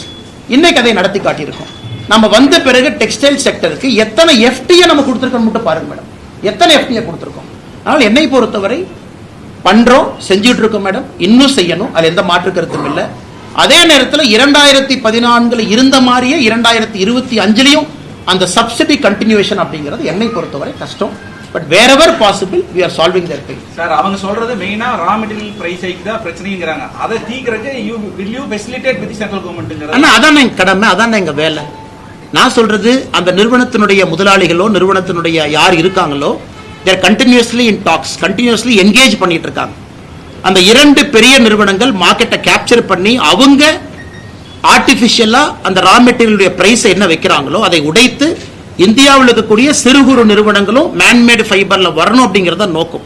அதற்கான எல்லா முயற்சியும் தொடர்ந்து எடுத்துக்கிட்டு தான் இருக்கும். ஏவியேஷன் பொறுத்த வரைக்கும் நீங்க சொன்னீங்க நாங்க we are continuously monitoring Coimbatore international airport development. அத பத்தி உங்களுடைய நிலைப்பாடு என்ன? போன பிரஸ் மீட்டுக்கு அன்னை கோயம்புத்தூர் ஏர்போர்ட்டை பொறுத்த வரைக்கும் இன்னைக்கும் அன்னைக்கு சொன்ன அதே கேள்வியை உங்க முன்னாடி வைக்கிறோம். 74 விமான நிலையங்கள் இந்தியாவில் 162 மாறி இருக்கும் பொழுது தமிழகத்தில் தூத்துக்குடி ஓப்பனிங்க்கு வந்துருச்சு, திருச்சி புதுசா ஓபன் பண்ணியாச்சு, எல்லா இடமும் இருக்கும் பொழுது கோயம்புத்தூர் மட்டும் ஏன் இந்த பிரச்சனை? கோட் ஷேரிங் இல்ல, ப்ராப்ளம் இது. சமீபத்தில் லேண்ட் ஹேண்ட் ஓவர் பண்ணிருக்காங்க, அந்த லேண்ட் ஹேண்ட் ஓவரும் முழுமையா பண்ணல, அதுலயும் லிட்டிகேஷன். நானும் நீங்களும் பேசிய பிறகு ஏவியேஷன் மினிஸ்டர் தெலுங்கு தேசம் கட்சியை சார்ந்தவங்க மறுபடியும் ஒரு லெட்டர் எழுதியிருக்காரு. அதாவது இவர்களுக்கும் ஆர்வம் இருக்க வேண்டும். இந்த மாவட்டத்தினுடைய டிஸ்ட்ரிக்ட் கலெக்டருக்கும் தமிழ்நாட்டினுடைய முதலமைச்சருக்கும் ஆர்வம் இருக்கணும். கோயம்புத்தூர் ஏர்போர்ட்டை பிரையாரிட்டியா டெவலப் பண்ணுங்கிற ஆர்வம் இருக்கும். சும்மா பேருக்கு வந்து நம்ம கொடுத்தோம். இன்னைக்கு 100% கோயம்புத்தூர் ஏர்போர்ட்டுடைய விஸ்தாரம் ஆகாம இருப்பதற்கான காரணம் நமக்கு டெண்டர் நோட்டிபிகேஷன் ஒரு நாளுங்கன்னா லேண்ட் இன்னும் கொடுத்தே முழுமையாக இன்னும் அவங்க லேண்ட் ஹேண்ட் ஓவர் பண்ணாம இருக்கிறாங்க. முழுமையா ஹேண்ட் ஓவர் பண்ணல. மறுபடியும் ஏவியேஷன் மினிஸ்டர் ரிமைண்டர் லெட்டர் எழுதியிருக்காங்க. லாஸ்ட் கடந்த முறை வானதி ஸ்ரீனிவாசன் அவர்கள் கோயம்புத்தூர் தெற்கு தொகுதியினுடைய எம்எல்ஏ முதலமைச்சரை பார்த்த பிறகு 2 நாட்கள் கழிச்சு டிஆர்பி ராஜா அவங்க சொன்னாங்க லேண்டை கொடுத்துரும். முழுமையா கொடுத்தாங்களா? கொடுக்கல. இருந்த ஏவியேஷன் மினிஸ்டர் மறுபடியும் கடிதம் எழுதுறாங்க. அந்த அக்கறை பண்ணி லிட்டிகேஷன்ல ரிமூவ் பண்ணி கொடுக்க வேண்டியது இவங்க கடமை. எப்படி மத்திய அரசு இங்க வந்து லிட்டிகேஷன் அவங்க பொறுப்பு எடுப்பாங்கன்னா முழுக்க அந்த திட்டம் ஸ்டால்டுக்கு வந்து மாநில அரசு தான் காரணம். அதே தான் சொல்றேன். அப்படி இருந்தா நாம ஏன் கோயம்புத்தூரை வஞ்சிக்க போறோம்னா தூத்துக்குடி ஓபனிங் ரெடி இருக்கு. திருச்சி ஓபன் பண்ணியாச்சு. எத்தனையோ புது விமான நிலையங்கள் தமிழகத்தில் கொடுக்கும் பொழுது கோயம்புத்தூர் எங்களை பொறுத்தவரை ஹை பிரையாரிட்டி. காரணம் வால்யூம் ஆஃப் டிராபிக். இதனால மத்திய அரசு ஏன் கோயம்புத்தூரை வஞ்சிக்க போகுது? மிச்ச இடத்துல கிளியரா இருக்கும்போது டெண்டர் போடுறோம், டக் டக் டக்குன்னு மேல கொண்டு போறோம். கோயம்புத்தூர்ல தயவு செய்து நீங்க மாநில அரசுக்கு அழுத்தம் கொடுங்க, லேண்டை கிளியர் பண்ணி கொடுக்க சொல்லுங்க. ஏன்னா லேண்டை கிளியர் பண்ணாம 2 முறை டிராயிங்க மாத்திருக்காங்க. தமிழகத்திலேயே அதிகப்படியான நிதி ஒதுக்கீடு நில ஆர்ஜிதத்துக்கு கோவைக்கு தான் பண்ணியிருக்கிறோம் அப்படின்னு சொல்றாங்க. 90% முடிஞ்சிருச்சுங்க. நீங்க சொன்ன மாதிரி 10% முடிக்கல, 100% ஹேண்ட் ஓவர். லிட்டிகேஷனோட ஒரு ப்ராப்பர்ட்டியை ஹேண்ட் ஓவர் பண்ணீங்கன்னா மத்திய அரசு லிட்டிகேஷனை சால்வ் பண்ண முடியாதுங்கண்ணா. லேண்ட் வந்து மாநில அரசுடைய கண்ட்ரோலுங்கண்ணா. கான்ஸ்டிடியூஷன் ஆஃப் இந்தியா படி முழுமையாக நீங்க லேண்டை கொடுக்காம மத்திய அரசு செயல்படுத்த முடியும். அதனாலதான் போன முறை நாம் பேசிய பிறகு ஏவியேஷன் மினிஸ்டர் மறுபடியும் ஒரு கடிதம் எழுதியிருக்கிறாங்க. எங்களுக்கு லேண்டை முழுமையா ஹேண்ட் ஓவர் பண்ணுங்க. பண்ணிட்டாங்கன்னா எங்க ரெஸ்பான்சிபிலிட்டி நாங்க செயல்படுத்தி காட்டுறோம். கேளுங்க. அடுத்தது மத்திய அரசு திட்டங்களை தமிழகத்தில் அமல்படுத்துறதுல என்னென்ன சிக்கல் இருக்கு? தொடர்ச்சியா இன்னொரு கேள்வி என்னன்னா, இப்ப NEPயா இருக்கட்டும், விஸ்வகர்மா யோஜனா இருக்கட்டும், இதெல்லாம் அமல்படுத்தாதனால தமிழகம் இழந்திருக்கக்கூடிய விஷயங்கள் என்னன்னா நீங்க நினைக்கிறீங்க? அதே மாதிரி கொடுக்கப்பட்ட நிதிகளுக்கு பார்த்தீங்கன்னா இன்னைக்கு விஸ்வகர்மா யோஜனா முதல் எடுத்துக்கலாங்கன்னா 13,000 கோடி ரூபாய் திட்டம். அது இந்தியாவில் எல்லா மாநிலத்திலும் இதை வந்து முதல்வர் விஸ்வகர்மா திட்டம் கொண்டு வந்தாங்க. நாம் சொல்லியிருக்கக்கூடிய திட்டத்திலிருந்து முழுமையாக மாறுபட்ட திட்டம். நாம வந்து 3 லட்சம் ரூபாய், 1 லட்சம் அவங்களுக்கு. நாம வந்து அதிகப்படியான கம்யூனிட்டி சேர்த்திருக்கோம், அவங்க குறைவான கம்யூனிட்டி சேர்த்திருக்காங்க. அதனால மாநில அரசுகிட்ட நான் கேட்க விரும்புறது, ஐயா நாங்க விஸ்வகர்மா திட்டத்தை கொண்டு வந்தோம், லட்சக்கணக்கான மனிதர்கள் ரெஜிஸ்டர் பண்ணாங்க. நீங்க கொண்டு வந்த விஸ்வகர்மா திட்டத்தில் ஆயிரக்கணக்கானவர்கள் கூட பதிவு செய்யல அப்படிங்கிறது என்னுடைய குற்றச்சாட்டு. அதுக்கு உங்க 1 ரூபாய் கூட நிதி அலோகேட் பண்ண. இந்தியா முழுவதும் விஸ்வகர்மால நம்ம நிதி கொடுத்து 13,000 கோடி திட்டத்தை செயல்படுத்தி கொண்டிருக்கும் பொழுது தமிழகத்தில் ஏட்டிக்கு போட்டியாக ஒரு திட்டத்தை கொண்டு வந்து எத்தனை பேர் பதிவு பண்ணிருக்காங்க? ரெக்கார்டு கொடுக்கட்டும். மோடி ஐயாவுடைய விஸ்வகர்மா திட்டத்தினுடைய பதிவு டீட்டெயில் தமிழக அரசு கையிலே இருக்கு, அதே வெளியிடட்டும். நமக்கு பதிவு செய்ததில் 10ல் ஒருத்தர் தான் தமிழ்நாடு விஸ்வகர்மா திட்டத்தில் பதிவு பண்ணியிருக்காங்க. அது அவங்களே கிளாரிஃபை பண்ணட்டும். 1 ரூபாய் கூட ஃபண்டினை டிஸ்போஸே பண்ணல. அப்படி இருக்கும் பொழுது வேண்டுமென்றே மத்திய அரசுடைய திட்டத்தை முடக்க பார்த்து மாநில அரசு போட்டியாக கொண்டு வந்த திட்டம் ஃபெயிலியர் தானே. இது அவங்க வந்து மாநில அரசு உணர்ந்துக்கணும். அதே போல முதலமைச்சருடைய மருந்து கடைகள் திட்டம் அதுவும் இன்னைக்கு ஃபெயிலியர் ஆக போகுது. காரணம், இந்தியா முழுவதுமே பிரதம மந்திரியினுடைய மலிவான மருந்து கடை இந்தியா முழுவதுமே இருக்கு. தமிழகத்தில் 900க்கும் மேற்பட்ட கடைகள் இருக்கு. அதற்கும் ஏட்டி போட்டியான கொண்டு வந்து இன்னைக்கு முதலமைச்சருடைய மருந்து கடை ப்ரொக்யூர் பண்ண முடியல. அவங்களால மருந்து வாங்க முடியாம தவிச்சிட்டு இருக்காங்க. அங்கேயும் பிரச்சனை. இன்னைக்கு நீங்க தேவையில்லாம முதலமைச்சருடைய மலிவு மருந்து கடை ஆரம்பிச்சு உங்களாலேயும் ப்ரொக்யூர் பண்ண முடியல. மத்திய அரசுக்கு சப்ளை செயின்ல வரக்கூடியதை நீங்க பிளாக் பண்ணி வச்சிருக்கிறீங்க. இதுவும் பிரச்சனை. அதனால முதலமைச்சர் அவர்கள் உணர்ந்து கொள்ள வேண்டும். ஒரு திட்டத்தை நீங்க கொண்டு வந்தா முழுமையா நிறைவேற்றுங்க. மத்திய அரசு திட்டத்தையும் நிறைவேற்ற விடாம உங்க திட்டத்தை கொண்டு வந்து அதையும் பிளாக் பண்ணி 2 திட்டத்தை சொதப்பிட்டு இருக்காரு. ஒன்னு விஸ்வகர்மா திட்டத்தை முடிச்சு விட்டாரு, இந்தியா முழுவதும் பயன்பெற திட்டம். பிரதம மந்திரியினுடைய மலிவு விலை மருந்து கடை அங்க வரக்கூடிய சப்ளை செயின்ல தமிழக அரசு கான்ட்ராக்ட் போடுறாங்க. எனக்கும் அதே மருந்து கொடு. அப்புறம் என்ன பிரமாதம்? அதே மருந்து பிரதமருடைய கடைக்கு போகும் பொழுது நீங்க எதுக்கு அதை வாங்குறீங்க? வேற சப்ளை செயினுக்கு போங்க. நீங்க வாங்குறதுனால அங்க போற சப்ளை செயின் பாதிக்குது. அதனால 2 திட்டமும் கூட ஏட்டிக்கு போட்டியா கொண்டு வந்த திட்டம் வந்து அட்டர் ஃபெயிலியர் தான். அப்படின்னா மத்திய அரசு கொடுக்கக்கூடிய நிதி ஆதாரங்கள் சரியான முறையில் விவசாயிகளுக்கும் போய் சேர மாட்டேங்குது, இண்டஸ்ட்ரியல்ஸ்காரங்களுக்கும் MSME இண்டஸ்ட்ரியல்காரங்களுக்கும் போய் சேர மாட்டேங்குது. அவங்களும் ஒரு பக்கம் எல்லாருக்கும் தரப்புலையுமே எங்களுக்கு சென்ட்ரல் கவர்மெண்ட்ல எவ்வளவு பணம் கொடுக்குறாங்கன்னு எங்களுக்கு தெரியுது சார், எவ்வளவு வருதுன்னு தெரியல சார். அப்படிங்கிறப்ப நீங்க இங்க பிரச்சனை என்னன்னா, எதற்காக இந்தியாவில் எல்லா இடத்துலயும் டபுள் இன்ஜின் கவர்மெண்ட் சக்சஸ் ஆகுதுனாங்கன்னா டிரான்ஸ்பரன்சி இருக்கு. பிஜேபி ஆட்சி மத்தியிலும் மாநிலத்திலும் ஒரே ஆட்சி இருக்கும் பொழுது அக்கௌண்டபிலிட்டி இருக்கு. இங்க வந்து அக்கௌண்டபிலிட்டி இல்ல. அதாவது ஃபேக் டேட்டா போடணும். 100 நாள் வேலைவாய்ப்பு திட்டத்தில் எவ்வளவு ஃப்ராட் பண்ணியிருக்கிறாங்க, ஃபேக் என்ட்ரி. அதே போல மிக முக்கியமாக பிஎம் கிசான் ஸ்கீம் எனக்கு ரொம்ப மனது வலிக்கக்கூடிய திட்டங்கன்னா 38 லட்சத்தில் ஆரம்பிச்சு 21 லட்சத்துக்கு வந்துட்டோம். 17 லட்சம் விவசாயிகள் டிஸ்குவாலிஃபை ஆயிட்டாங்க. நாம டிஸ்குவாலிஃபை பண்ணல, டிஸ்குவாலிஃபை பண்ணது மாநில அரசு. நம்ம ஆரம்பிக்கும் போது 38 லட்சம். உன் டாக்குமெண்ட் இப்படி இல்ல, பட்டா சிட்டா 2 பேத்து பேர்ல இருக்கு, ஒரே குடும்ப பிரிங்கன்னு இவங்க பிரச்சனை பண்ணி அதை குறைச்சு 21 லட்சத்துல வச்சிருக்காங்க. சோ மாநில அரசை பொறுத்தவரை டிரான்ஸ்பரன்சி இல்லாம பாருங்க. ஆவாஸ் யோஜனா இந்தியா முழுவதும் ஒழுங்கா போகுது. இங்க நேத்து கூட அக்கா சொன்னாங்க, நான் திமுக காரனுக்கு பணம் கொடுத்தா தான் என்ட்ரியே போடுறான் பஞ்சாயத்து லெவல். சோ எல்லா இடத்திலும் கூட மத்திய அரசினுடைய திட்டத்தை செயல்படுத்தக்கூடாது என்கின்ற ஒற்றை நோக்கில திராவிட முன்னேற்ற கழகம் இருக்கிறாங்க. அனைத்து இடத்திலும் சப்சிடி டிரான்ஸ்பரண்டா போகும்போது இங்க மட்டும் என்ன பிரச்சனை, ஏன் அதை பண்றாங்க? கலெக்டர் ஆபீஸ்ல அக்ரிகல்ச்சர் ஆபீசர் இருக்கார். அவர் என்ன பண்றாரு, டாஸ்மாக் இன்சார்ஜா பல கலெக்டர் ஆபீஸ்ல போட்டிருக்காங்க. அவங்க வேலை தானே. அவங்க போய் உண்மையாலுமே மண்வள அடையாள அட்டை 25 கோடி விவசாயிகள் தமிழகத்தில் அது குறைவு வாங்கல. இதெல்லாம் போய் கேம்ப் போட்டு நடத்தணும். மாநில அரசு கேம்ப் போட்டு இது மத்திய அரசுடைய திட்டம், வாங்க எங்க அதிகாரிகள் உட்கார்ந்து இருப்பாங்க, ஞாயிற்றுக்கிழமை மணிக்கு நீங்க வாங்க கலெக்டர் ஆபீஸ்க்கு, நீங்க வந்து பதிவு பண்ணுங்க. அதான் டபுள் இன்ஜின் கவர்மெண்ட். ஒரு மாநில அரசும் மத்திய அரசும் ஒரே கட்சியில் இருக்கும்போது நடக்கும். ஆனா தமிழகம் நம்முடைய துரதிர்ஷ்டம், மாநில அரசு மத்திய அரசுடைய திட்டங்களை முடக்க வேண்டும் என்கின்ற ஒற்றை நோக்கில் இருக்கிறாங்க. அதான் பிரச்சனை. பாஜக ஹிந்துத்துவாவை திணிக்க முயற்சி காங்கிரஸ் அறிக்கை அப்படிங்க. ஆனா இந்த கீழடி ஆய்வை பத்தி கேட்டீங்கன்னா கொஞ்சம் விலாவரியாக பேச வேண்டும் என்று விரும்புகின்றேன். காரணம், கீழடியை பொறுத்தவரை 10 ஜூன் 2025 மத்திய அமைச்சர் திரு கஜேந்திர சிங் ஷெகாவத் அவங்க சென்னைக்கு வந்தாங்க. அப்ப இந்த கீழடி ஆய்வை பற்றி ஆர்கியாலஜிஸ்ட் கே அமர்நாத் ராமகிருஷ்ணன் அவர்கள் ஒரு ஆய்வறிக்கை கொடுத்திருந்தாங்க. அதை பத்தி எல்லா மீடியாலையும் சர்ச்சை பண்றேன். இந்த ஆய்வறிக்கை வந்து 982 பேஜ் ஆய்வறிக்கை, கீழடி எக்ஸ்கவேஷன் ரிப்போர்ட். இது 2014, 15, 15, 16 செஞ்ச எக்ஸ்கவேஷன் ரிப்போர்ட்டா கொடுத்திருக்காங்க. இதுல மத்திய அரசுடைய பங்கு எங்கேன்னு மட்டும் நீங்க சொல்லுங்க, நான் உங்களுக்கு டேட்டா சொல்றேன். கீழடியில் நம்ம என்ன சொல்றோம், நம்முடைய தமிழ் நாகரிகம் தொன்மையான நாகரிகத்தை பத்தி சொல்றோம். இதுவரை இந்தியாவில் புரிதல் என்னன்னா, ஹரப்பன் நாகரிகம் தான் தொன்மையானது. அங்கே இருந்து ஹரப்பன் அழிவு ஆரம்பிக்கும் பொழுது அங்கிருந்து பிரிஞ்சு ஈஸ்ட்ல போனாங்க, சவுத்துல வந்தாங்க, அங்கங்க போய் நாகரிகம் தோன்றியது என்பதுதான் இத்தனை நாள் நம்ம வைக்கக்கூடிய வாதம்.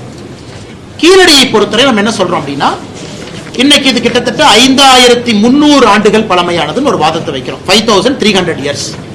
அப்ப ஹரப்பன் எத்தனை ஆண்டுகள் பழமையானது அப்படின்னு ஹரப்பா அதை எடுத்தீங்க அப்படின்னா, அவர்களும் கிட்டத்தட்ட அதே பழமையான ஒரு நாகரிகம் ஹரப்பன் சிவிலைசேஷன் கூட.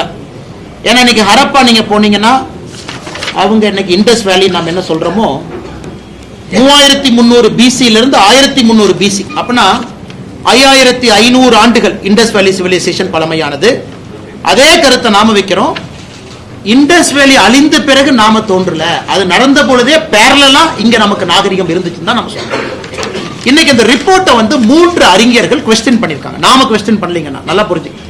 3 அறிஞர்கள் அதான் மத்திய அரசு திரும்ப கேட்டிருக்காங்க. ஒன்று, யூனிவர்சிட்டி ஆஃப் கல்கட்டாவில் இருக்கக்கூடிய விஷ்ணு பிரியா பசக் என்கின்ற ப்ரொஃபசர் ஆர்கியாலஜிஸ்ட். அவங்க என்ன கேட்டிருக்காங்கன்னா, கீழடியை பொறுத்தவரை லேயர் லேயரா நீங்க எடுத்திருக்கிறீங்க. ஒரு சார்கோல், அதாவது ஏதோ ஒரு காலத்துல அழிந்த ஒரு மரம் சார்கோலா மாறி இருக்கு.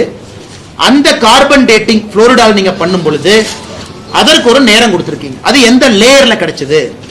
அதே போல கீழடியில தமிழ் பிராமி ஸ்கிரிப்ட் இருக்கக்கூடிய பாட்ரி ஓடு, அது எங்க கிடைச்சது? நீங்க லேயரை கரெக்டா மார்க் பண்ணல. ஒரே லேயர்ல கிடைச்சதா தனித்தனி கிடைச்சதான் கிளாரிஃபை பண்ணுங்க. நியாயமான கேள்விதானே. பிரபோத் சிறுவல்கர் டெக்கான் காலேஜினுடைய ஆர்கியாலஜிஸ்ட், அவர் என்ன கேட்டிருக்காருன்னா, உங்க ரிப்போர்ட்ல அப்சல்யூட் டேட் பீரியட் நீங்க மென்ஷன் பண்ணல, அதையும் சரியா மென்ஷன் பண்ணுங்க. ஹர்ஷவர்தன் சித்தூர்காரர், நம்ம பார்டர் ரெவிடியன் யூனிவர்சிட்டியில் இருக்கார் ப்ரொஃபஸரா, அவர் என்ன கேட்டாருன்னா, 2 ஓட்டை வைத்துக் கொண்டு நீங்க சொல்லி இருக்கக்கூடிய நாட்களை சொல்ல முடியுமா? நமக்கு நிறைய ஐட்டம்ஸ் வேணும்ல, வெறும் 2 ஓடை வச்சு எப்படி சொல்லுவீங்க? நாகசாமி ஐயா, டாக்டர் ஆர் நாகசாமி ஐயா, அவர் என்ன சொல்றாங்கன்னா, இன்னைக்கு இந்த தமிழ் பிராமி ஸ்கிரிப்ட் இந்த ஓடை வச்சு நம்ம என்ன சொல்றோம்னா 6ஆம் நூற்றாண்டு, 6ஆம் சங்க இலக்கியத்தை பொறுத்தவரைக்கும் 6ஆம் நூற்றாண்டு கொண்டு போறோம். இத்தனை நாள் அது 3ஆம் நூற்றாண்டுல இருந்துச்சு. அப்படின்னா ஒரே அடியா 300 பிசி பின்னாடி போறோம். அவர் கேட்கக்கூடிய கேள்வி என்ன, எந்த ஆதாரத்தின் அடிப்படையில் நாகசாமி ஐயா கேட்கிறாங்க, ஒரு சார்கோல் இருக்கு, 2 ஓடுகள் இருக்கு, இது 2 வச்சு மட்டும் எப்படி சொல்ல முடியும்? சொல்ல முடியாது, ஏத்துக்க முடியாது. பி.ஏ. கிருஷ்ணன், ஃபார்மர் பியூரோக்ராட், தமிழ்நாட்டை சார்ந்தவங்க, அவங்களும் இதே தான் ரேடியோ கார்பன் வச்சு அவர் கேள்வி கேட்கிறார். அதனால இன்னைக்கு தமிழக அரசு வந்து மத்திய அரசோடு வேண்டாத சண்டைக்கு போறதை விட நாளைக்கு நாம கீழடியினுடைய ஆய்வறிக்கை உலகம் முழுவதுமே ஏற்றுக்கொள்ளப்பட வேண்டும். ஏதோ தமிழ்நாட்டில் திராவிட முன்னேற்ற கழகத்தினுடைய ஆட்சி வந்து ஒரு எலெக்ஷன் பிரச்சாரத்துக்காக சொல்றது இல்லைங்கன்னா, உலகத்துல ஒரு இடத்துல ஒரு டேட் மாறும் பொழுது உலகம் முழுவதும் அதை திரும்ப செக் பண்ணுவாங்க, இது கரெக்டான நேரத்தில் சொல்லியிருக்காங்களா. ஏன்னா எவ்ரிதிங் இஸ் இன்டர்லிங்க். மத்திய அரசு கேட்கறது என்ன, 982 பேஜ்ல சில கிளாரிபிகேஷன் கொடுங்க. 3 ப்ரொஃபசர் கேள்வி கேட்டிருக்காங்க. ஏற்கனவே சொன்னது போல விஷ்ணு பிரியா பசக், பிரபோத் சிவரல்கர், ஹர்ஷ்வர்தன் கேள்விகளுக்கு பதில் கொடுங்க. நான் பதில கொடுக்க மாட்டேன் மாநில அரசு சொல்வது எப்படி நியாயமாகும்னா, நானும் பெருமைப்படுறேன். 5300, 400, 500 ஆண்டுகள் என்று சொன்னால் இங்க இருக்கக்கூடிய எல்லோரும் பெருமைப்படுறோம். அதுல எந்த மாற்று கருத்தும் இல்லை. உலகத்தினுடைய தொன்மையான மொழி தமிழ்னு சொல்றோம். அப்ப தொன்மையான கலாச்சாரம் இங்க தான் இருக்கு. அதை ப்ரூஃபோட தான் கேட்கிறோம். ஆனா மத்திய அரசை பொறுத்தவரை நாளைக்கு ஒரிசா சொல்றாங்க, இல்ல நான் 2 ஓடு கண்டுபிடிச்சேன், இது 7500 வருஷங்கிறாங்க. கர்நாடகால சொல்றான், நான் தாயா ஃபர்ஸ்ட் வந்த தமிழுக்கு முன்னாடி, இது 8900 வருஷம்.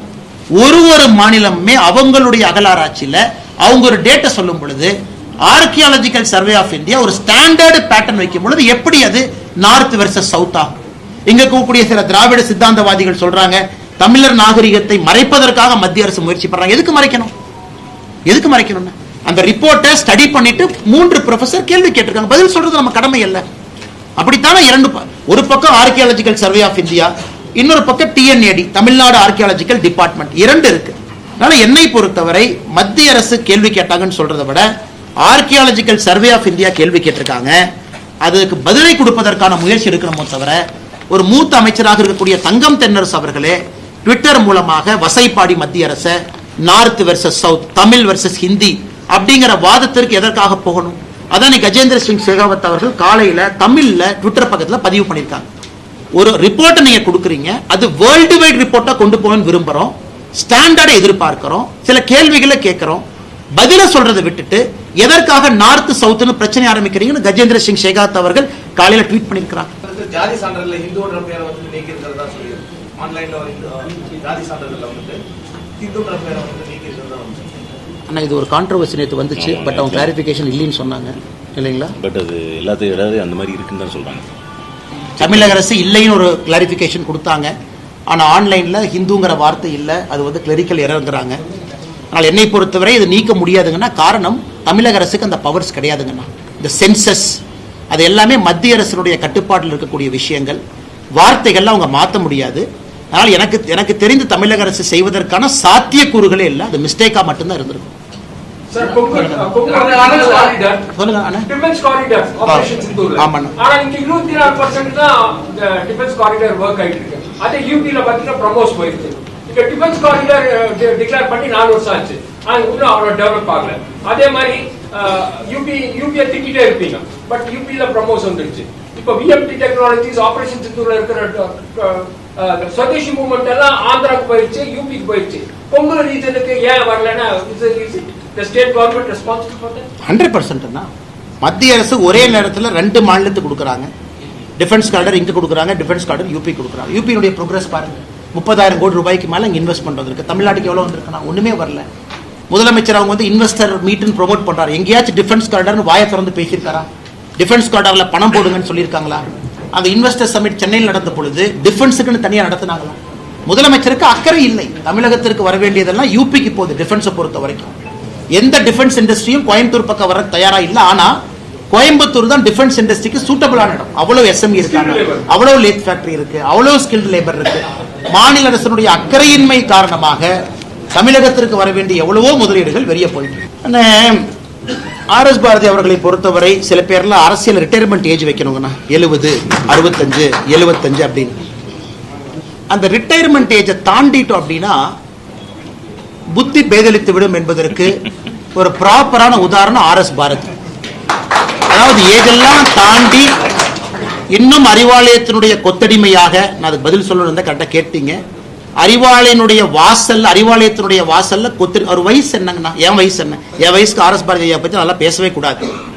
ஆனால் அவர் பேசக்கூடிய வார்த்தை நான் கோயம்புத்தூரை பார்த்தேன், அந்த பப்ளிக் மீட்டிங் முடிச்சுட்டு பிரஸ் மீட்ல அவ்வளவு தரம் தாழ்ந்த வார்த்தைகளை பயன்படுத்துறார். இதுக்கு தான் டங் கண்ட்ரோல் இல்லை, நாவடுக்கம் இல்லை. அவங்கெல்லாம் அந்த ரிட்டையர்மெண்ட் ஏஜ் வந்தோடனே வீட்டுக்கு கிளம்பி போயிடும். அதனால தான் நம்முடைய சம்பிரதாயத்தில் சொல்லுவோம் வானப்பிரஸ்தம்னு சொல்லுவோம். வனப்பிரஸ்தம், அதாவது காட்டுக்கு போயிருப்ப எல்லாத்தையும் விட்டுட்டு தொடர்ந்து அரசியல் இருந்தால் வரக்கூடிய பிரச்சனைகள் தான். அதனால அவர் கேட்ட அந்த கேள்விகளுக்கெல்லாம் பதில் சொல்லி நான் கொச்சைப்படுத்த விரும்பலைங்கண்ணா. முருகன் மாநாடு சரிங்க ஐயா. அண்ணா, இந்த முருகர் மாநாட்டை பொறுத்த வரைக்கும் இந்து முன்னணி அமைப்பினுடைய தலைவர் அண்ணன் காடேஸ்வர சுப்பிரமணியம் அவர்கள், இந்து முன்னணி தோழர்கள், நம்முடைய பாரதிய ஜனதா கட்சியினுடைய தலைவர் நயினார் அண்ணன், தமிழிசை அக்கா, முருகன் ஐயா எல்லாம் எவ்வளவு அட்வர்டைஸ்மெண்ட் பண்றோம்னு நினைக்கிறாங்களோ அதை விட திமுக 100 மடங்கு அட்வர்டைஸ்மெண்ட் பண்ணிருக்காங்க. இது மக்களுக்கு எல்லாம் போய் சேர்ந்துருச்சு. அதனால இந்த நேரத்தில் ஜூன் 22ஆம் தேதி மதுரையில் நடக்கக்கூடிய முருகர் மாநாட்டுக்கு இலவசமா அட்வர்டைஸ்மெண்ட் கொடுத்துட்டு இருக்கக்கூடிய காங்கிரஸ் கட்சிக்கும் திராவிட முன்னேற்ற கழகத்துக்கும் எல்லா திராவிட கழகங்களுக்கும் என்னுடைய நன்றியை தெரிவிச்சுக்கிறேன். ஏன்னா நிறைய நேரம்னா negative publicity is the best publicity. தப்பா பேசவே மக்கள் அது உண்மையை புரிஞ்சுக்குவாங்க. அதனால முருகர் மாநாட்டை பொறுத்தவரை இன்னைக்கு ஆர்கனைசர்ஸ் என்ன சொல்றாங்கன்னா 5 லட்சம் பேர் வருவாங்கன்னு சொல்றாங்க. என்னை பொறுத்தவரை தமிழகத்தினுடைய அரசியல் வரலாற்றில் சேராத ஒரு கூட்டம் முருகருக்காக மதுரையில ஜூன் 22ஆம் தேதி சேர போறாங்க. எந்த மாற்று கருத்து இல்லைங்க.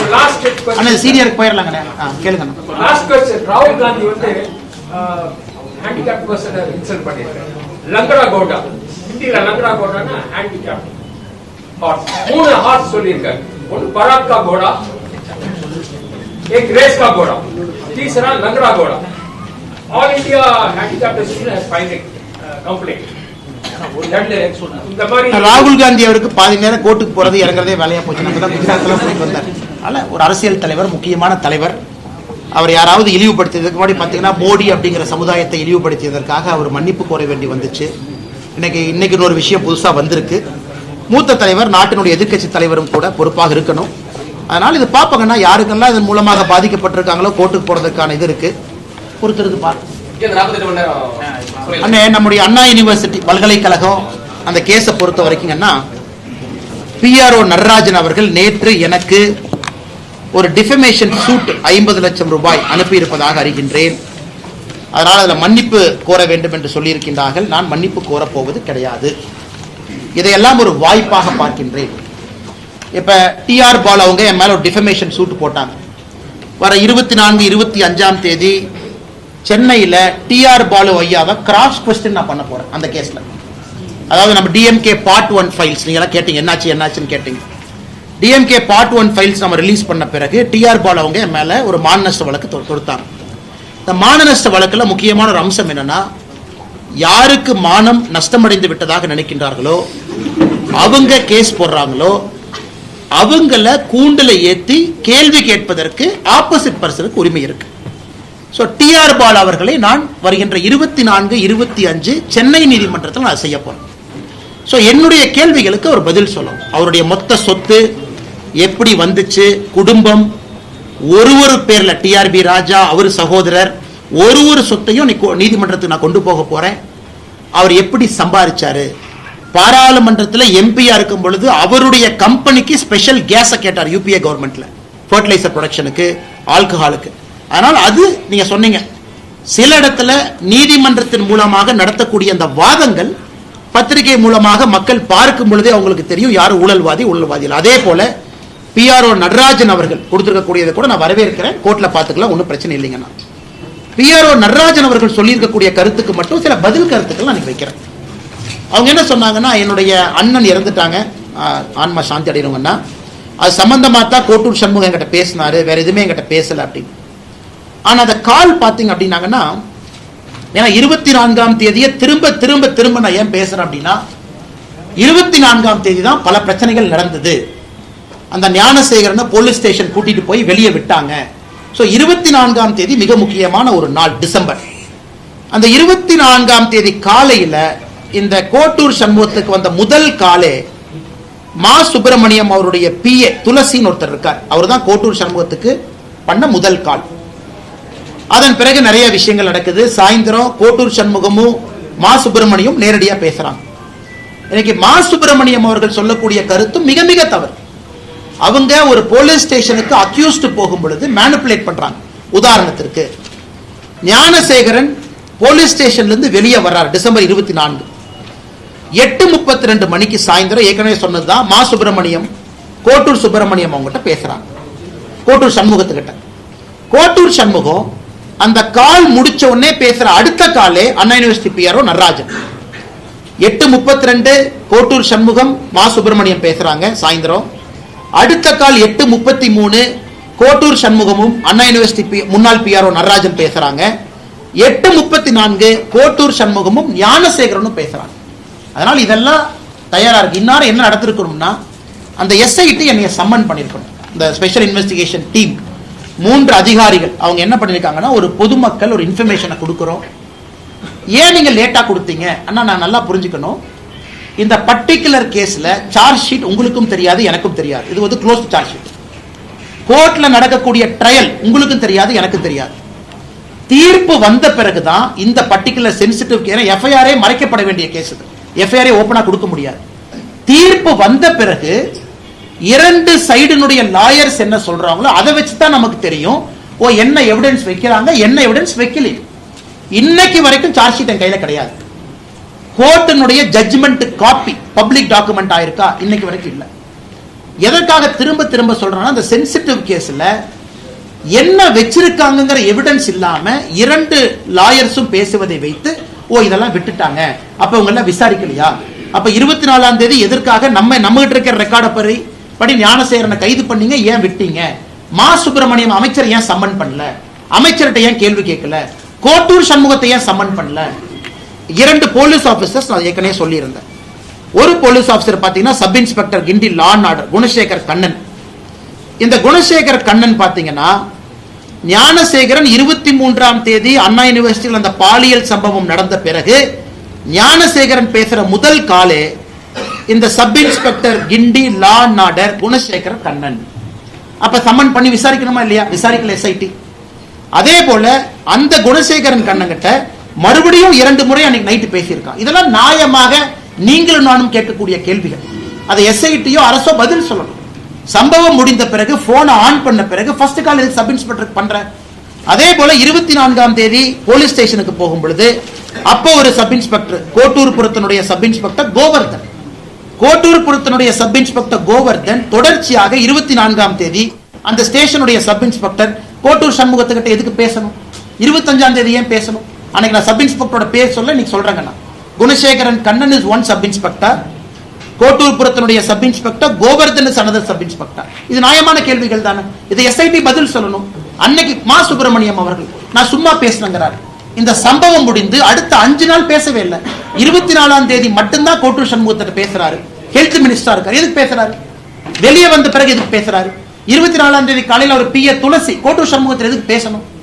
நம்ம எல்லாத்துக்குமே 25ஆம் தேதி தான் தெரியும் நான் சம்பவம் நடந்திருக்கு. 24ஆம் தேதி போலீஸ் அவங்களை பிக் பண்ணும் பொழுது எதற்காக இவ்வளவு உரையாடல் நடக்கணும். இதைத்தான் தொடர்ச்சியா வைக்கிறோம். இன்னைக்கு அண்ணா யூனிவர்சிட்டி முன்னாள் பிஆர் நடராஜன் சொல்றாரு, இல்ல எங்க அண்ணன் இறந்ததுக்காக பேசுனாங்கன்னா அது ஏத்துக்கவே முடியாது. அண்ணன் இறந்திருக்கலாம், ஆனா பேட்டர்ன் ஆஃப் கால்ஸ் அண்ணா யூனிவர்சிட்டியில் அவருக்கு இருக்கக்கூடிய ஆளுமை, வெளியே வந்த பிறகு கூட அண்ணா யூனிவர்சிட்டியுடைய கேட் கண்ட்ரோல், அதெல்லாம் கோர்ட்டுக்கு அவர் போகட்டும். கோர்ட்ல கேள்வி. இன்னைக்கு நிலைமை எப்படி ஆகி போச்சுனாங்கன்னா, பல விஷயங்கள் இன்னைக்கு அவங்க டிஃபமேஷன் சூட் போட்ட பிறகுதான் கோர்ட்ல கேள்வி மூலமாக வெளியே கொண்டு வர வேண்டிய கடமை நமக்கு இருக்கு.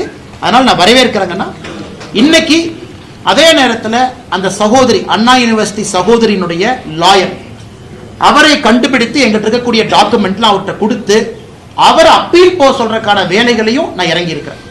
அதாவது அண்ணா யூனிவர்சிட்டி இந்த பாலியல் குற்றத்துல விக்டிமாக இருக்கக்கூடிய சகோதரியினுடைய லாயர் அவர் சொன்னார், எனக்கும் சமாதானம் இல்லை, நான் அடுத்து போகணும் அப்படின்னு. நம்ம கிட்ட இருக்கக்கூடிய எவிடன்ஸ் எல்லாம் கொடுத்து நீங்க போங்க, இதை வச்சு இன்னும் போங்க, வேற சிபிஐ கேளுங்க. சிபிஐ வந்து முழுதாக இதை செக் பண்ணட்டும், யாரையாச்சும் விட்டுருக்காங்களா, கோட்டை விட்டுருக்காங்களா. இன்னொன்னு நான் சொல்றேன், நான் இன்னைக்கு பத்திரிகை நண்பர்கிட்ட சொல்றேன், நான் எஸ்ஐடியை சேலஞ்ச் பண்றேங்கண்ணா.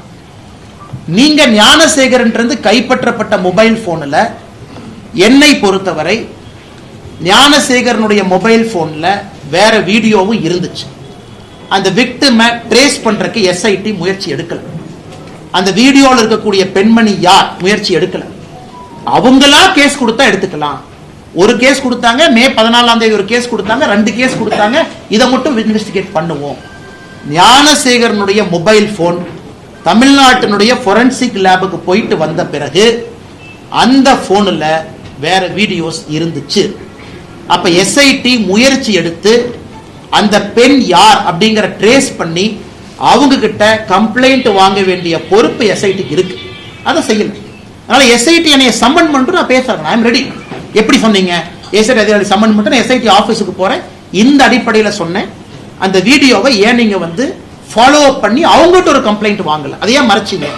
அதனால எஸ்ஐடி இந்த பிரச்சனையை பொறுத்தவரை கோர்ட்டை பொறுத்த வரைக்கும் கோர்ட்டு கிட்ட நீங்க கொடுக்கிற எவிடன்ஸ் வச்சு தான் கோர்ட்டு பேசுவாங்க. கோர்ட்டுக்கு எல்லா எவிடன்ஸும் கொடுக்க மாட்டாங்க.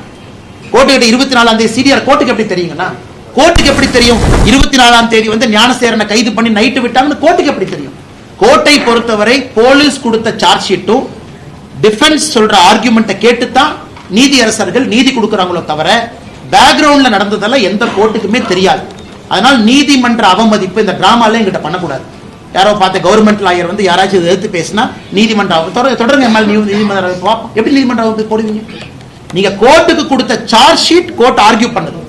நீங்க சார்ஜ் ஷீட்லயே பல ஓட்டைகள் இருக்கு. சார்ஜ் ஷீட்ல பல விஷயங்கள் சேர்த்தவே இல்லை. யாராவது துணை போய் இருக்கக்கூடிய சப் இன்ஸ்பெக்டரையே அரெஸ்ட் பண்ணல. இத்தனை பேர் மொபைல் போன்ல பேசுறாங்க. ஏன் மினிஸ்டர் சம்மன் பண்ணி கேட்கல? இன்னைக்கு நான் மா சுப்பிரமணியன் குற்றவாளி நான் சொல்லிங்க. மா சுப்பிரமணியம் அவர்கள் 24ஆம் தேதி 23ஆம் தேதி 25ஆம் தேதி சம்பவத்திற்கு தொடர்பு இருக்கு. நீங்க ஏன் கேட்கல? பதில் சொல்ல வேண்டியது அவருடைய கடமை. அவருடைய பிஏக்கு என்ன வேலை? கோட்டூர் சண்முகத்திட்ட பேசணும்.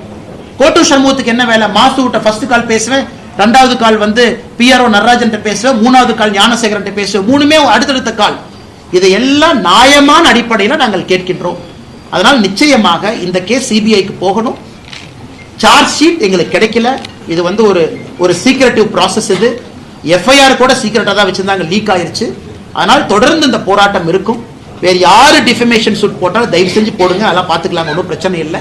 அதனால அந்த பாதிக்கப்பட்ட சகோதரியினுடைய லாயர் அவங்க கிட்ட அந்த டாக்குமெண்ட்டை கொடுத்து அவர் அப்பீல் பண்ண சொல்றதுக்கான வேலைகள்ல தனிப்பட்ட முறையில் நான் இறங்கி இருக்கின்றேன்.